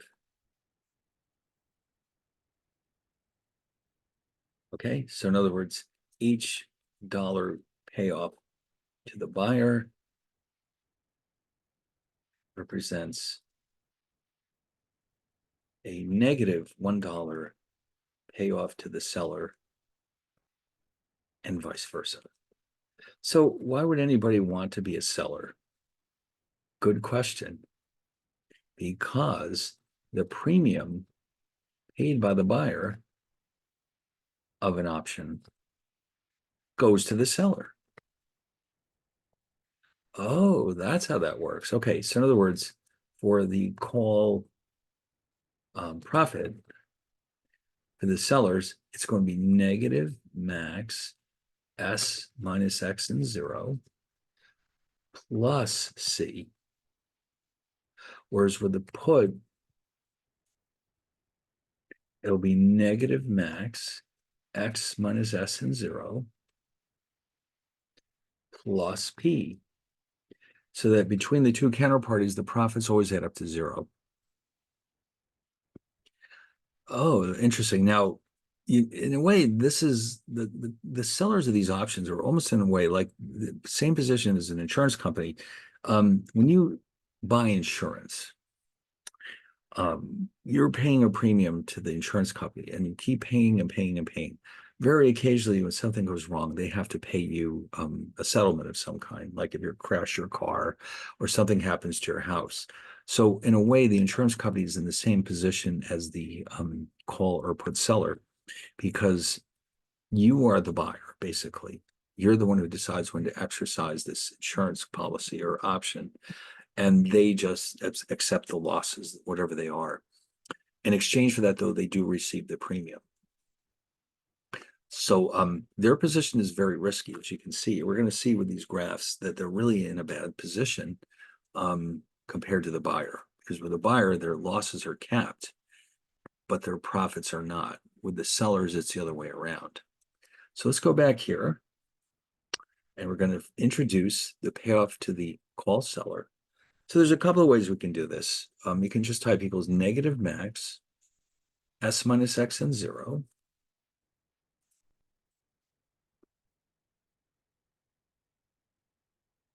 Just drag it down. And let's see what the graph looks like. They'll be side by side. You can see them together.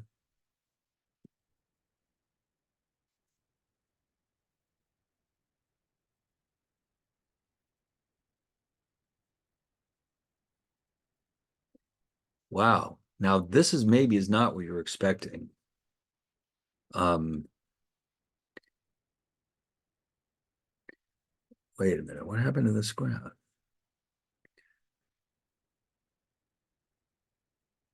There we go. I don't know what what happened there. So in other words, if you notice, this graph has been flipped upside down. Okay, the one on the left, flip it over, and you get the one on the right. How do you like that? The relationship between call and put is left to right. You switch the flip your position left to right. The position between the buyer and the seller, though, is flip upside down, and you have your position. So now we're going to do the same thing over here for the put seller.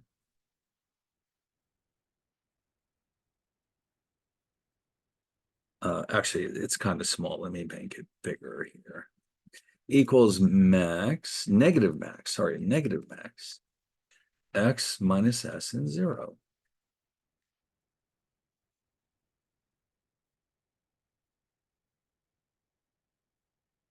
And when you look at the graph, you'll see the same thing.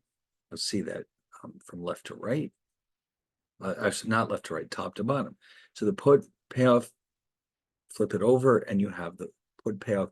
In this case, it's to the seller, buyer, seller. The ones on the left are the buyers. The one on the right, those are the sellers. So those are your four basic positions. And you can turn these into all kinds of interesting strategies, and we'll see how that works later on. Now, on the other hand, we do need to show the profits and losses because, after all, the sellers are the ones who are collecting the premiums. So we'll come back here. And once again, we'll fill in the payoff to the seller, max, negative max, x, s minus x and 0.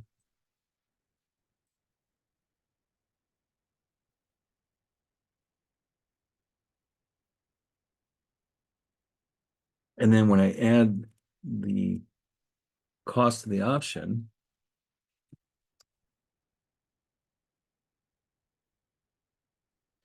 you can see what's going to happen. I'm still flipping upside down, but here I've got a $3 profit as long as the option is not exercised. After that, the downward side potential is unlimited. So you can see here on the right, I have a maximum profit and no maximum loss. So I'm in a really very weak position, to say the least. And then down here for the put, let's do the same thing. First, we have to figure out the payoff. Negative max, x minus s and 0. And then, of course, we add back the $2 premium that we collect by saying, putting this cell plus this cell.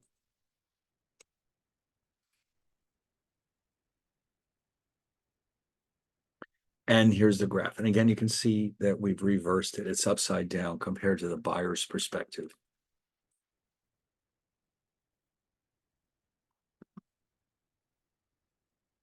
All right, now, actually, before I forget, I'm going to save this before I lose all of our work.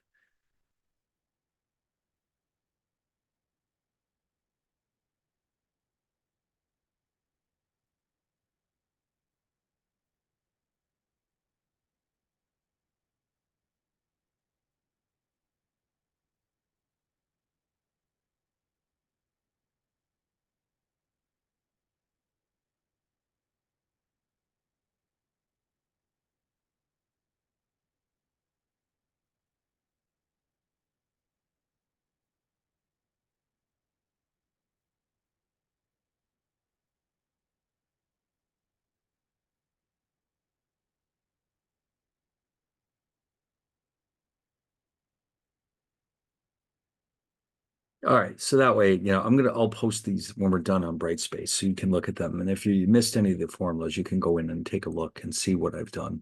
Okay. Don't worry about the graphs. I've set it up so they'll fill themselves in, just like magic. All right. So those are our four basic positions. We have the call from the perspective of the buyer and the seller, and the put from the perspective of the buyer and the seller.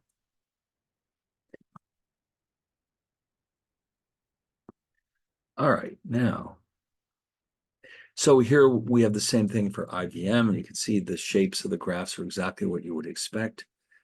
And now, what they're going to discuss here is hedging strategies.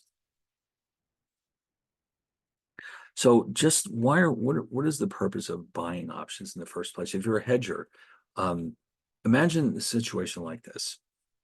A jewelry manufacturer will need to buy gold in 6 months. The thing they worry about is the price going up. Now, they could enter into a forward contract to buy gold, but then they're locked into a particular price. They can't benefit from the price dropping. What if instead they buy a 6-month call option on gold? All right. And let's just say, for simplicity's sake, here in this example is $1,500. So that means that in 6 months, if the price did go above 1,500, which is what we were worried about, we can use our option to buy it for 1,500. If the price drops, though, so here's the beauty of this compared to a forward contract. Let's say the price drops to 1,200. Well, then we go out into the market and buy it for 1,200, and we let the option expire. So you can see how this is an improvement over the forward contract, where we're locking in $1,500 no matter what happens to the price. We protect ourselves from increasing prices, but we don't have the ability to save if the price drops. Here we do. So that's what you're paying for when you buy a call. You're buying the right to benefit from falling prices and yet still protect yourself from rising prices. So this is why an option might be a better choice if you think there's a very real chance that the price of gold could actually fall. So for something as volatile as gold, you never know what's going to happen. It bounces around all over the place. All it would take is more, let's say, good news in the world, and the price of gold will probably fall. As I mentioned before, gold has a tendency to benefit from turmoil. When there's bad news, there's turmoil in any markets at all, or there's this political turmoil, whatever, the price of gold tends to go up. When things are going well, the price of gold goes down because people are buying gold partially as a hedge against turmoil or inflation, whatever. When things are going well, they'd rather have a higher rate of return, so they may sell their gold and buy stocks. Okay. So anyway, here's the strategy. If the price of gold stays at or below 1,500, we can go out in the market and buy it at the new lower price. But we'll never go above 1,500. And that's the genius of this. That's, again, what you're paying for. So what about a put? Now, with a put, let's say you're the gold mining company and you're selling gold in the marketplace. You're worried about the price going down. So for that, you would buy a put. So here, let's say you buy it for a strike of 1,500 in 6 months. Oh, I'm sorry. This is the case where instead of hedging the price of gold going up, you're speculating on the price going up. So let's say you think the price is going up above 1,500. You buy the gold option with a strike of 1,500. And in 6 months, if the price goes above that, fine. You use your option to buy it at 1,500, and then you sell it at a profit. In this case, you'd make $100 net of the cost of the option. If it goes down, well, then you just don't use the option. Okay. And you just end up losing the amount of money you paid for the call. So the way this works is that when you're speculating like this,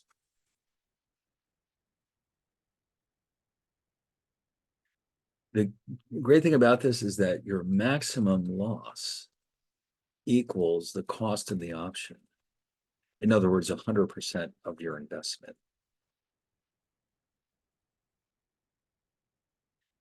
Maximum gain? There is no maximum. In other words, is there a limit to how high gold can go? Not really. I mean, sure, practical terms, it's not going to go to 50,000, but there's nothing to stop it from going to 2,000 or 2,500. So you have no limit on your profits, but there is a distinct limit on your losses, 100% of the price you paid for that option. Okay.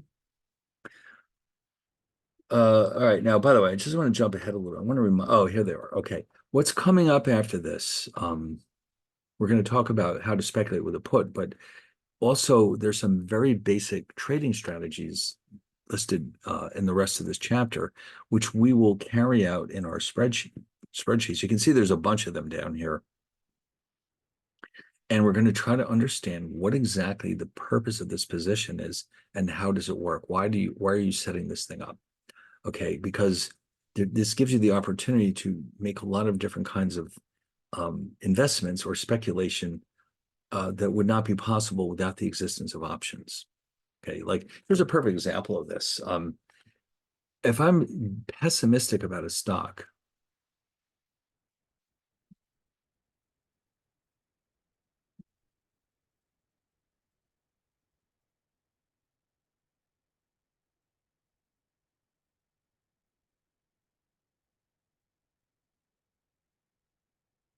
so for example, if an investor is bearish, which means pessimistic about, let's say, Apple stock, he can benefit from this view by buying a put. If the price falls, he will make a profit. Otherwise, he will lose the price of the option.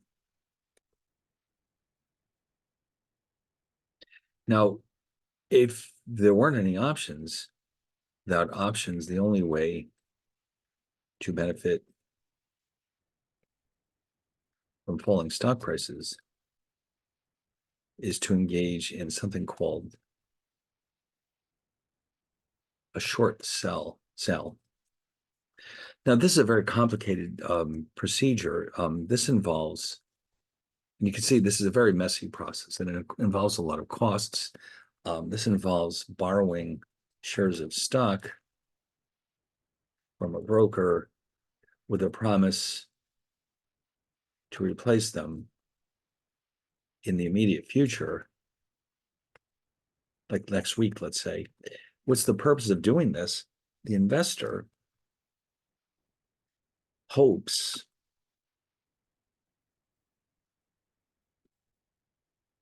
that the price will fall so that, oh, actually, I neglected to mention this one part. You borrow the shares of stock from a broker, and then you sell them.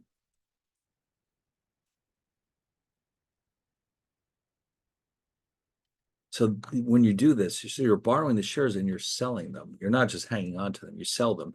The investor hopes that the price will fall so that he or she can repurchase them, as they're required to do, at a lower price. So you need these things. It's still possible to do this, but you have to have excellent credit. You have to probably put up collateral. You have to pay fees. It's a very awkward procedure. Now all of a sudden you have puts. What's the big deal? Buy a put. If you're right, you'll make money.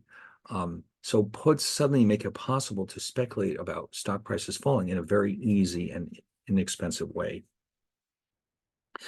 But there's so many other things we could bet on with options. We can, and you'll see as we go along some of these strategies that we can employ that would have been impossible if we just had access to stocks. Okay. So anyway, I see that maybe it's time to have our break here. What we'll have to do here is come back here and discuss how to speculate with puts. Then we can start looking at least a few of these basic trading strategies. We'll set them up in our spreadsheet here. And then this way you'll get some practice so you can do the assignment when it's due. All right. So let's knock it off for a bit. When we come back, let's say at 8:30, we're going to dive right back into this and we're going to learn more about strategies with options. All right. So I'll see you all in a while.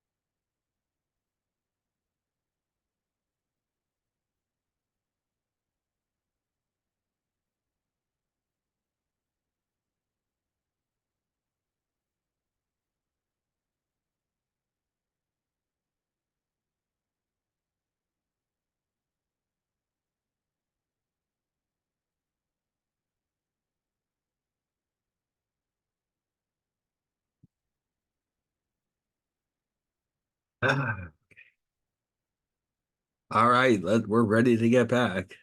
So the one thing that we did not go over here just yet is how to speculate with puts. Okay, so so of course the point of a put is that it lets you speculate on the price going down. So imagine we buy a 6-month put on gold with a strike of $1,500. In 6 months, the price drops to 1,400. We can go out in the market and buy the gold for 1,400, put to sell it for 1,500, which gives us a payoff of $100. So on the other hand, if the price actually goes up, well, that's not really a problem, although it's disappointing. But if the price goes up to 1,600, then we simply let the put expire, because there's no point in selling the gold for 1,500 when it's worth 1,600 in the marketplace. So speculation means that if we expect the price to go up, we buy a call. Otherwise, we buy a put. And of course, if we're right, we can make some real money doing this if we're right. And again, as long as you're the owner of the option, the maximum you can ever lose is the amount you started out with. In other words, a 100% loss. So the upside, on the other hand, is more or less completely unlimited. All right, so we understand how the basic option positions work, and we have filled in the first two tabs here. And this, by the way, some of this does overlap with the assignment. So when you look at the assignment, you'll see that you're just basically repeating some of the stuff, but then you're introducing some new things as well. So anyway, so what about basic option strategies? Now, what we're about to do is just the tip of the iceberg. We're going to see some very basic strategies that we could put together to either hedge risk or speculate about the future direction of prices in the marketplace. And there's just so many more. We're just going to look at some of the basic ones. So we start out by noting that two styles of strategies that we might want to use are broadly classified as spreads and combinations. So what is that all about? Well, a spread means that, first let me add this here, option strategies.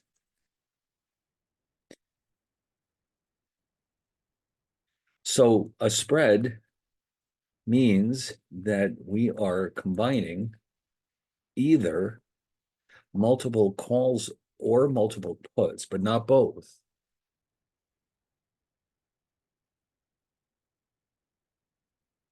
But do not mix them. But all right, so I guess that's maybe not the best way to put it. So these calls or puts are different in one important way, usually the strike price.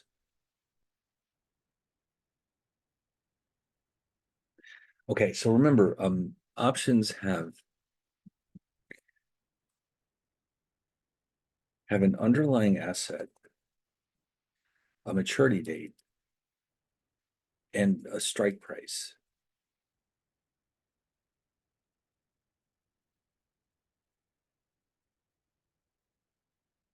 So if we combine, let's say, two calls that are identical,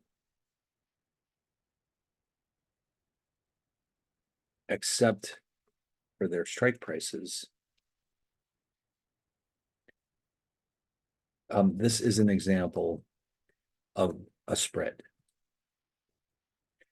Similarly, if we combine, actually, I should have said two or more calls. It doesn't have to be just two. If we combine two or more puts that are identical, except for their strike prices, this is an example of a spread. They're both spreads, okay? Now, in principle, the options could be identical except for the maturity date, or they could be identical except for the underlying asset, but that's kind of unusual. Normally, they all have the same underlying asset. And the ones that have different maturity dates, that's a lot more complicated to analyze. So we're not going to do any of those. We're just going to take a look at the cases where the options that we have are the same except for the strike price. That just makes it much easier to analyze them. Now, as it turns out that within a given position, some of the options may be bought and some of them may be sold. Okay, so you may find yourself in a position where you've bought some of the options and you've sold some of the other ones. So you can actually be a buyer and a seller at the same time. In the basic examples we were looking at, we were considering the buyer of a call, the buyer of a put, the seller of a call, the seller of a put. But imagine yourself combining these positions somehow. So you may have in your position, you've bought some of these options and you've sold some of the other ones. So, you know, anything goes really. And in addition to that, it's also possible to buy different quantities of options for a trading strategy. So you can have, for example, you're buying two options with one strike price and you're selling one option with another strike price. So there's a lot of flexibility here. We can do a lot of things, even though the only thing, as long as we're dealing with spreads, we do not mix calls and puts. So it's either all calls or all puts, but they will be different in some important way, usually the strike price. And even then, you know, we can buy some of them, we can sell some of the others. That depends on what we're trying to accomplish. All right, so with that being said, we're going to start with the bull spread. And so what happens here is this. First of all, the word bull.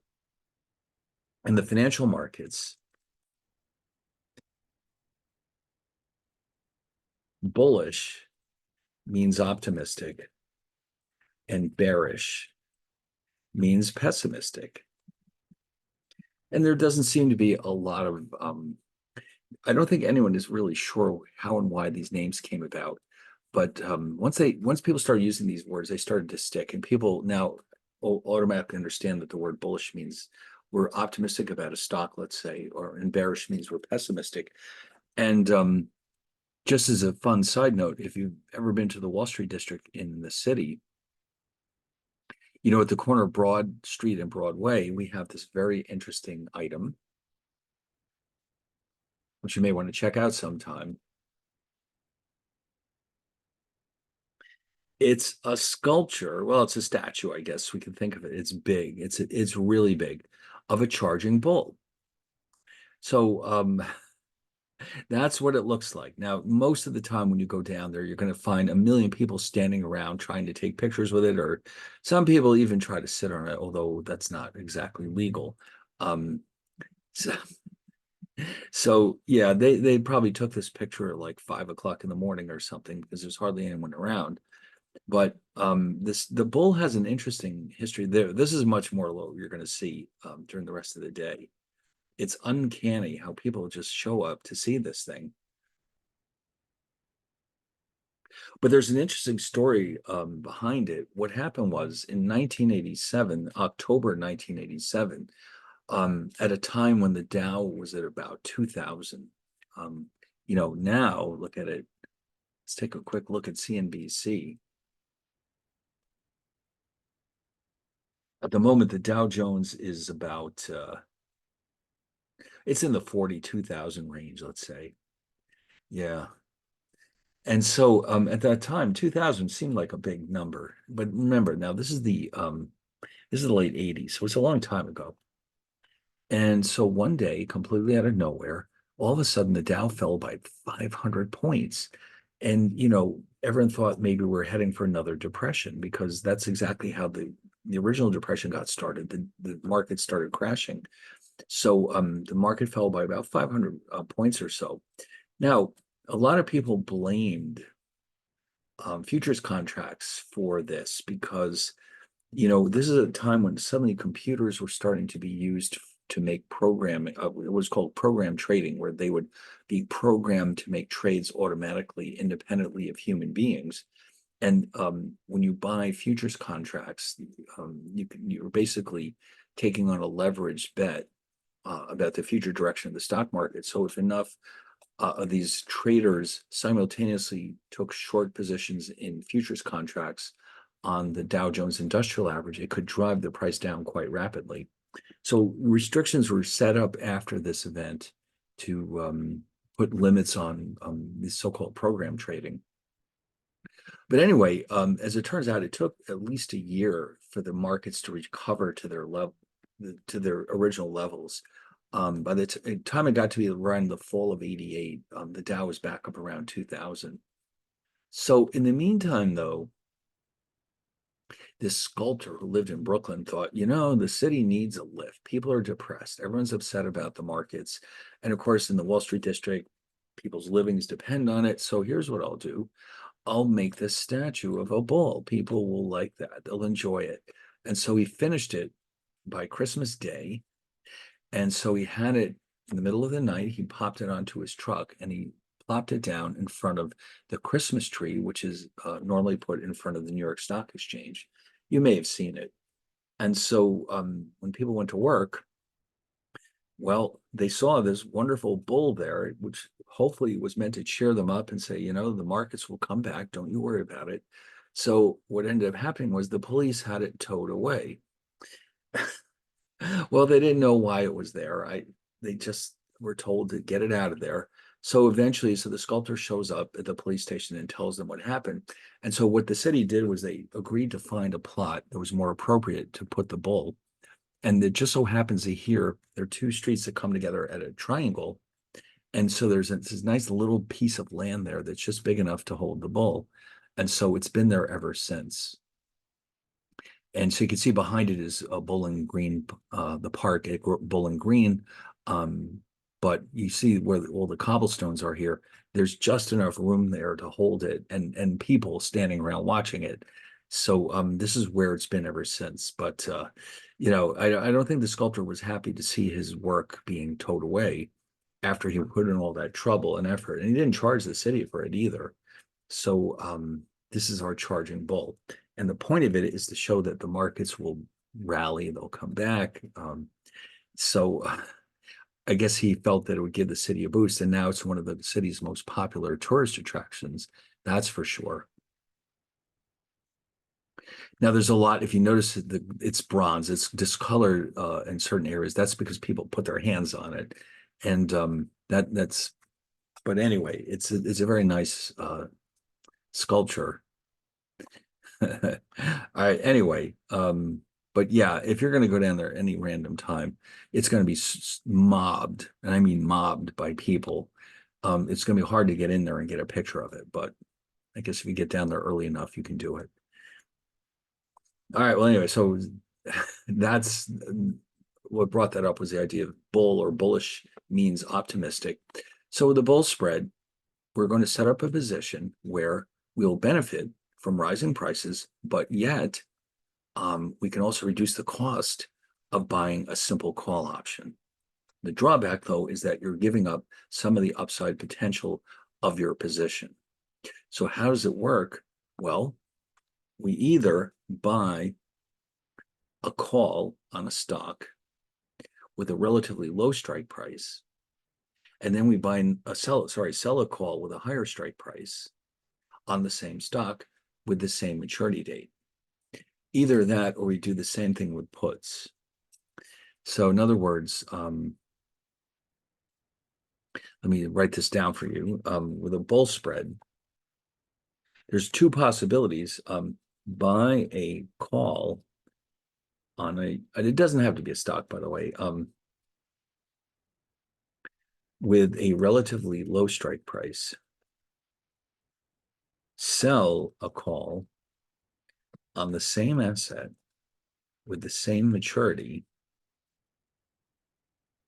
but a higher strike price. Okay. And then number two is just to do the exact same thing with a put. Buy a put on an asset with a relatively, oh, God, I left out the right word, low strike price. And then buy a put down here. Of course, it has to be the same thing. We're going to buy an asset with a relatively low strike price. Sell a put on the same asset with the same maturity, but a higher strike price. Now, if you do it the first way, the name is slightly different. We refer to it usually a bull call spread, just to make it clear which one it is. And then this one is often referred to as a bull put spread.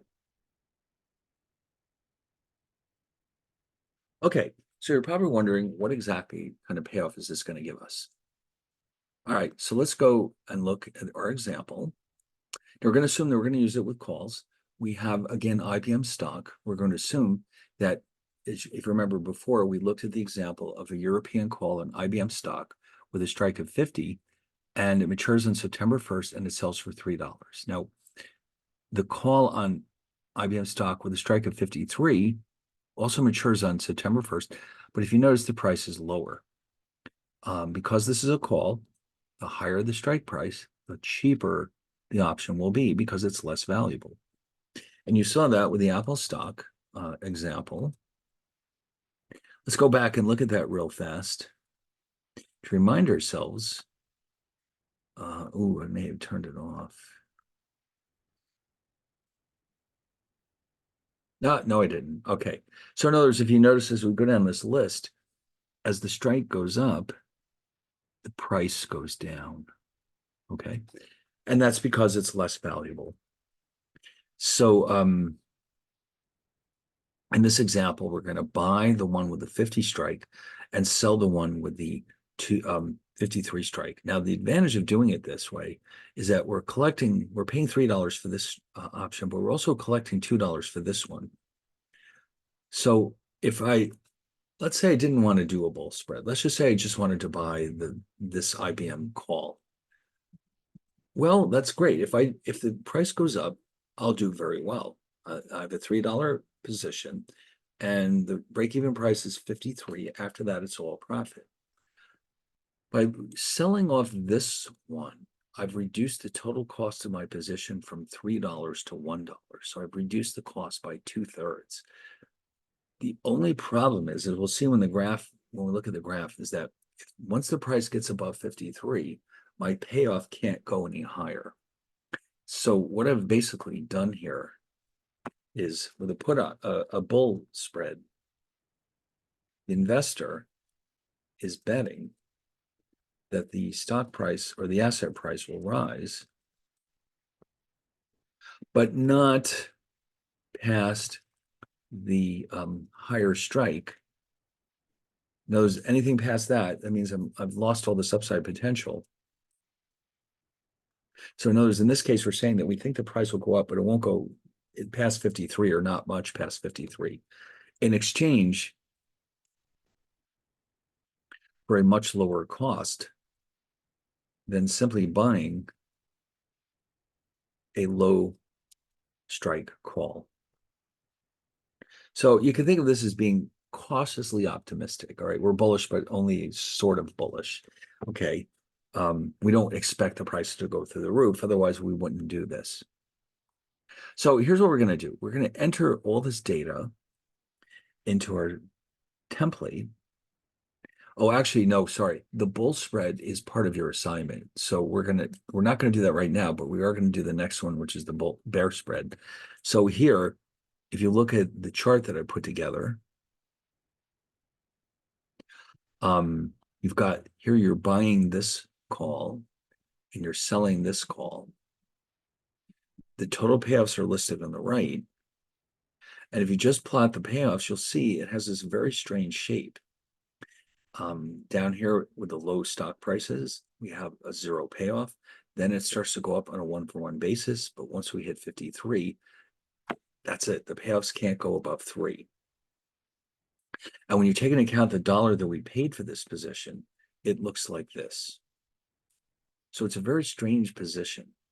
So you would only set this thing up if you're pretty sure that this is what's going to happen. Now, if you think that, let's say the price might go up to as high as 55, what you could do is instead of selling a 53 strike call, you could sell a 55 strike call. In other words, you can pick any strike you want, and that'll affect the payoff patterns, but it'll also affect the cost of the position. So you've got complete flexibility here. So you set it up based on what you expect to happen, and hopefully you'll be right, which means you'll profit from this. Now, the bear spread is just the opposite. You're reversing the two. You're buying the high strike call and you're selling the low strike call.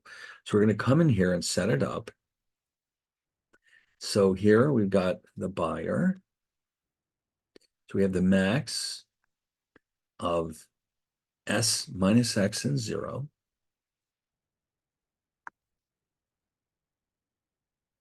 Since we're buying this one, we have to subtract the cost of the call.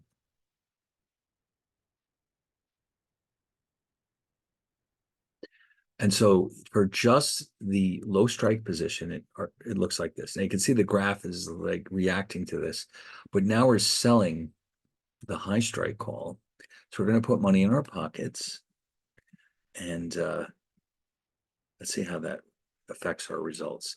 Now, since we're selling here, we have the negative max, S minus X and 0.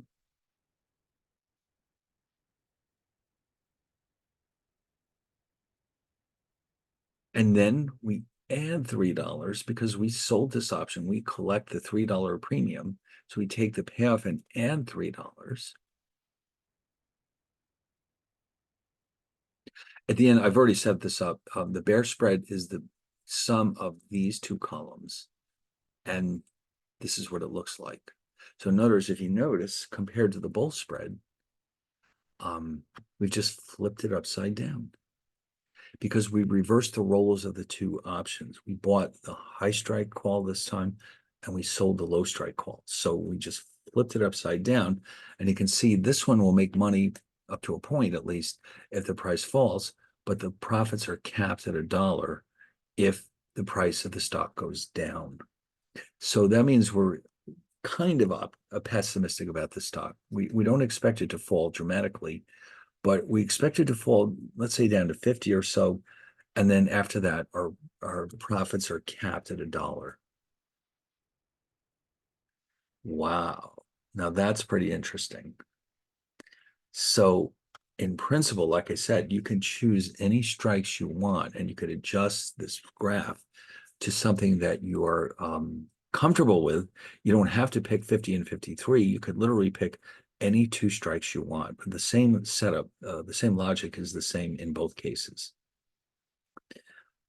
Okay, so that's the bull and the bear spread. So just keep in mind your assignment, when you look at the template, you'll see there's a tab for the payoffs. There's a tab for the profits and losses, which you can easily fill in now, but you'll be asked to fill in the bull spread.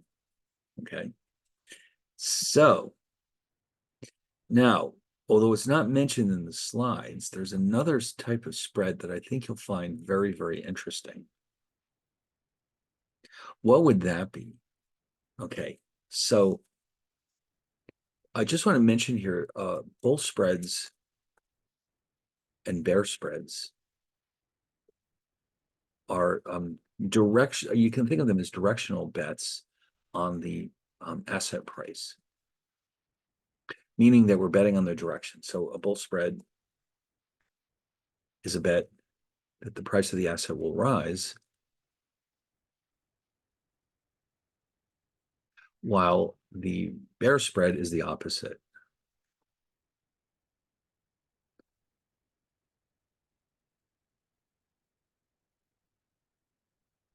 Okay, now you might think, well, what else could we do? What other possibilities are there? Well, I'm going to introduce you to a very interesting idea. Another type of spread that we encounter in the market sometimes is called a butterfly spread. And so this one is more involved because it requires three different kinds of options. A butterfly spread requires us to buy an option. And by the way, this one can also be done with both calls and puts. With a low strike, buy an option with a high strike. And then we're going to sell two options with an intermediate strike. And of course, you notice I'm using the word option to indicate that it can be either calls or puts, as long as it's the same for the entire position. Okay. So we have in our template, now if you notice, if you look carefully here, what's happened here is that we've got three calls. The first has a strike of 47. The next one is 50, which we've already encountered. And the third one is 45. All right. So we're going to buy the one with the low strike, 47. We're going to buy the one with the high strike of 53. And then we're going to sell two of the ones with the intermediate strike of 50. All right. Now, I think you're going to be very surprised when you see how this turns out. All right. So we'll start here. This is a call. We bought it so that it's the max of S minus X and 0.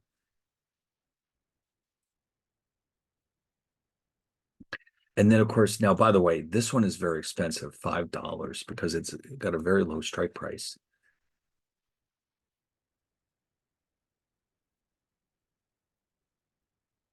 So now let's do the same thing up here with the high strike.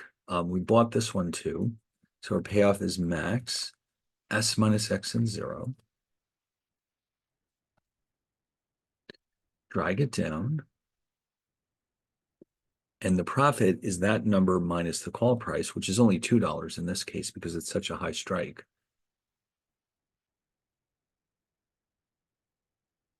Now, what about the middle? Now, we sold these two. So the payoff is a little different. It's negative 2 times the max of S minus X and 0. Right, so we have to multiply by -1 because we're selling, but also we're selling two of them. But because the price is $3 here, we're selling two of them. We're collecting $6. So the profit from those two is this payoff plus $6.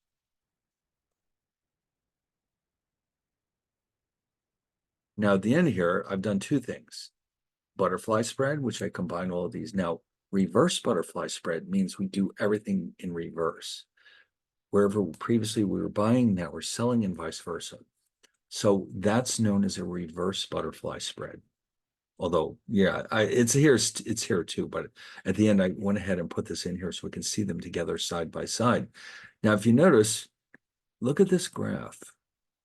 What is going on here? I'm going to copy this into the notes here so we can analyze it. So what's happening here is that we have a maximum loss here and here, which is the cost of the position. Now, remember, we paid 5, we paid 2, that's 7, but we collected 6. So the cost of the position is only $1. So our maximum loss is $1.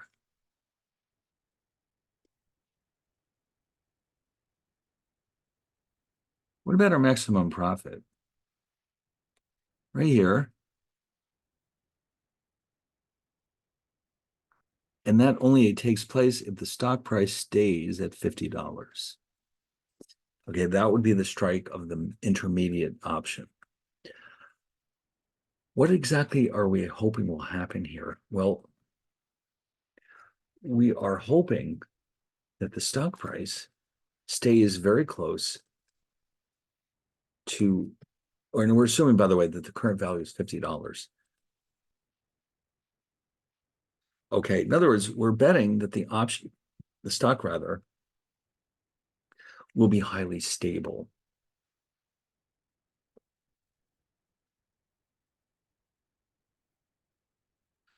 We don't care if in other words, going up or down is no longer important. What matters is that it stays close to where it is now. Going up or down, we lose the same amount of money. So this is a bit different than what we're used to seeing. This is not a directional bet. This is a bet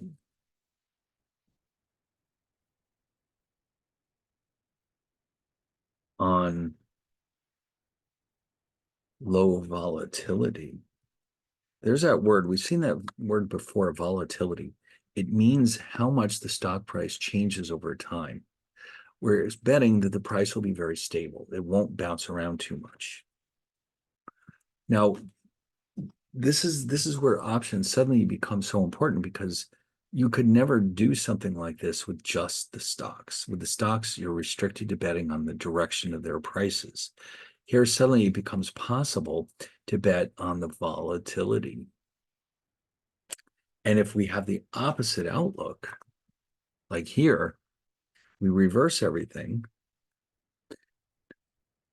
In fact, that's why it's called the reverse butterfly spread. Here instead, we think in terms of maximum profits.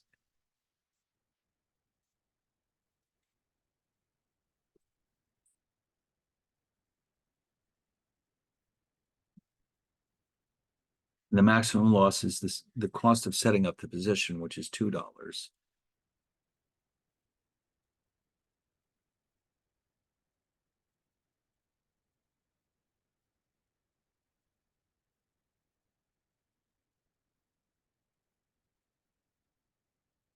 So here, if you notice, everything is backwards. We're hoping that the price moves either up or down. We don't care which way it goes, as long as it goes up or down. So we're hoping for the opposite of what we have with the butterfly spread. We're hoping the stock price moves up or down significantly.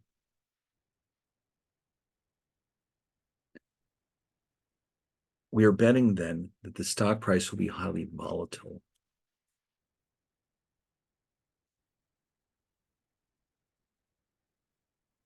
This is a bet, or you could think of it as a bet on high volatility. And again, this is the kind of thing you could never have done before options came along. It would have been impossible. I mean, when you buy a share of stock, you're basically betting on a price going up. Here, if you notice, we don't care. It'll make us money if it goes either up or down by a significant amount. So you can easily imagine scenarios when this might come in handy. For example, suppose hold on a second.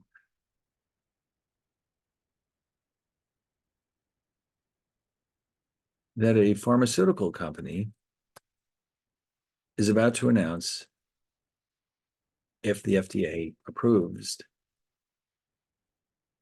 its latest drug. If it does, the company will make a great deal of money.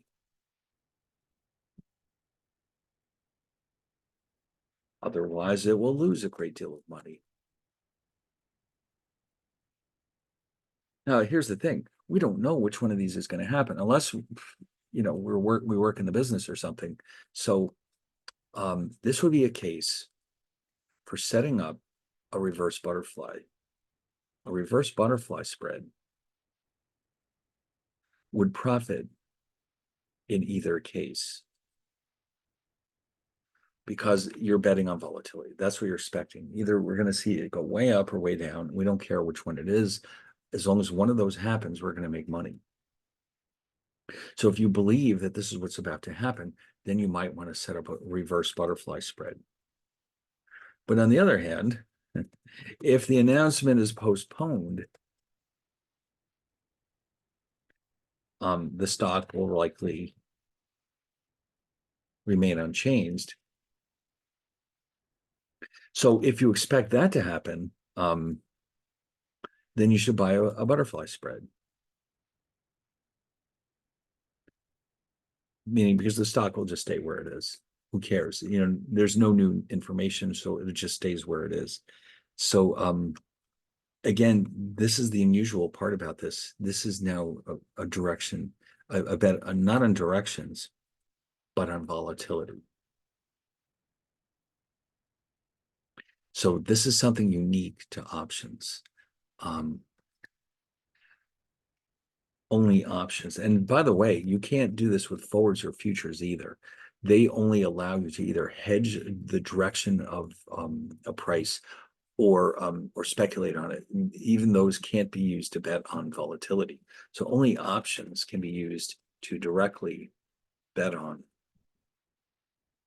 volatility. Now, having said that, though, um, in the early 90s, I think, the Chicago Board Options Exchange in the early 90s introduced an index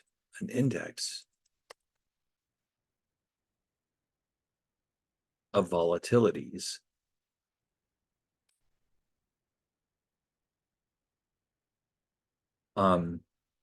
taken from options on the Standard & Poor's 500,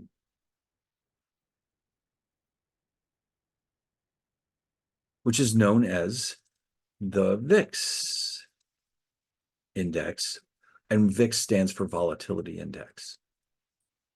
So in fact, why don't we go take a look at what Fred should have this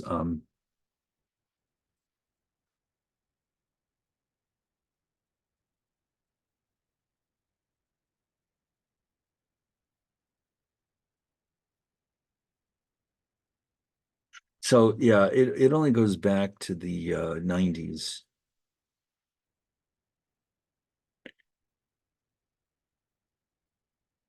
Oops, I had it there. And you can see what happens is the number bounces around and it tends to spike up during recessions or panics or like crises like the COVID, for example. Like during the COVID, look at this thing. It was up to about 53%. It's much more normally hovering here around 13, 12, 14%. So what's interesting about this index is that you can actually buy either an option or a futures contract on the VIX. Oh my God. So options and futures are available on the VIX. So in other words, if an investor expects higher volatility in the market, he or she can buy a call on the VIX. And we'll make money if they're right. If an investor expects the opposite,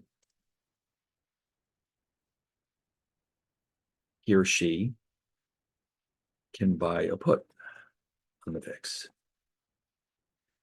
In fact, I think when we went back to if we go back to the CME for a minute, I don't remember if they offered VIX options and futures. They probably do.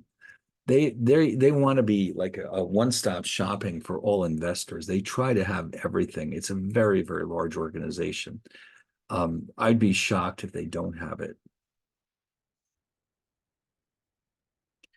Or either that or maybe somebody else has the rights to, because now that I'm thinking about it, I don't see it. That's surprising. You know what? Well, the CBOE, the Chicago Board Options Exchange, is another derivatives exchange. It may be the one that sells the VIX derivatives. Let's hold on. Let's see.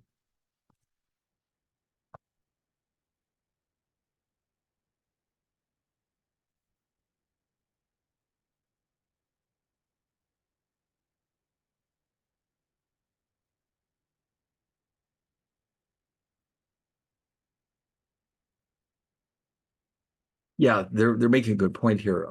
The VIX tends to rise when the stock market is not doing well.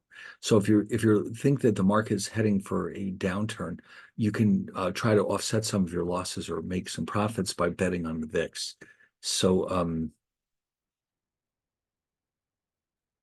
Oh, yeah, this is something else. We didn't really get a chance to talk about this in the stock chapter.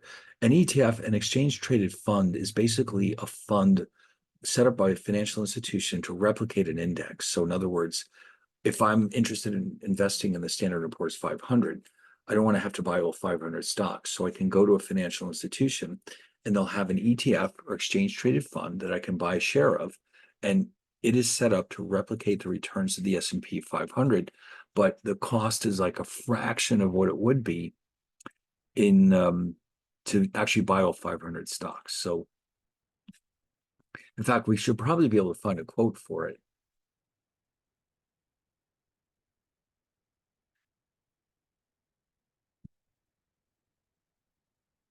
I think the ticker symbol is SPY. Yeah, that's it.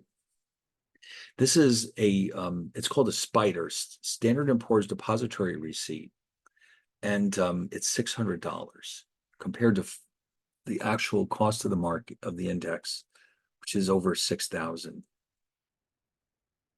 So I can buy, if I buy this ETF, this share of the ETF for $600, and the S&P 500 goes up 10%, I make 10%.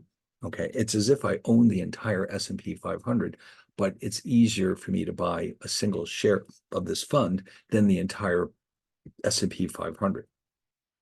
So these ETFs, they've only been around a relatively short time. They become very, very popular because they make it much easier for us as small investors to invest in indices, for example, and it could be anything else too. It could be oil or it could be gold or you name it.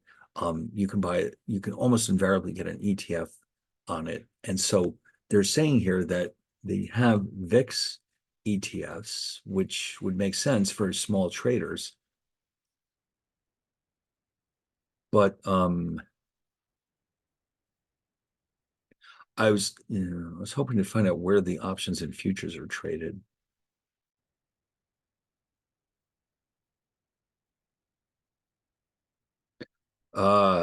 It's okay. It's not that important. Huh. I'm a little surprised, but all right. Anyway, so now we have a pretty good sense of what it means to be betting on volatility. Look at that. Looks like somebody's EKG. Look up and down and up and down and up and down. Okay. So now if you look at our spreadsheet, you'll see that that was the last of our spreads. So what comes after spreads? We'll have to save this for next time. We've got two more basic types of strategies to consider. We have what are called combinations, and then we also have strategies that involve owning a stock and a derivative on that stock. So I think we can save both of those for next time. So if you want to get a head start on your on this Excel assignment, let me just go get it open here again, just to remind us what you're supposed to do.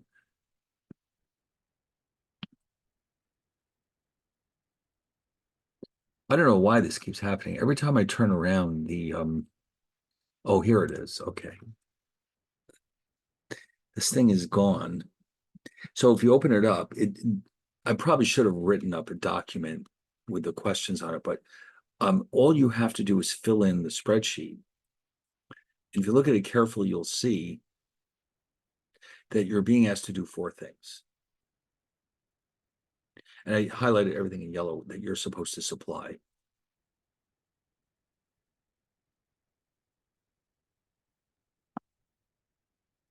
All right, come on.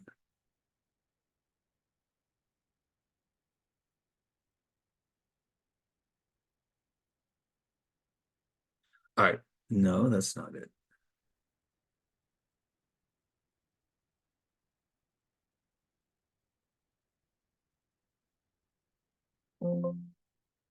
Oh, we're back to this crap.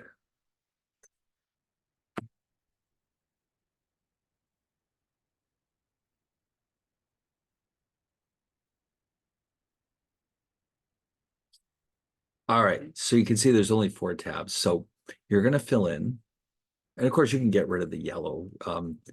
You're going to fill in. Now these are the IBM examples, by the way. So it's the same numbers. So you're going to fill in the buyer and the seller payoffs. You're going to update that to calculate the costs, the profits and losses, and then you're going to figure out for yourselves the bull and the bear spread. Sorry, the bull spread and what's called a straddle. Actually, I'll tell you what, I just realized I better tell you how that works. It says it in the slides, but I just want to mention it separately. Just remember with a bull spread, buy a low strike option, sell a high strike option. With the straddle, this is actually a different kind of strategy. It is what we call a combination because you buy a call and a put that are identical in every way, including the strike price. So they're literally the same thing, except one is a call and one is a put. You buy one of each, and that's your straddle. Okay, so you're going to do that too. Okay, that would be on this this tab, and the graphs are over here, but they'll update themselves automatically. So you're really just filling in the formulas here. Okay, all right. So you know, like I said, that can be ready by the end of the semester when the final is due. What was it? I think I said June 29th, but you can do it quicker if you want to, and just email it to me. All right, so I think we got enough done here. We still have a ways to go, but we're in pretty good shape. And then I guess we'll see you all next Monday. Not Monday, Tuesday, right? So I'll see you then. Thank Thanks. you. Have a good night. All right, good night. Thank you. All right, bye.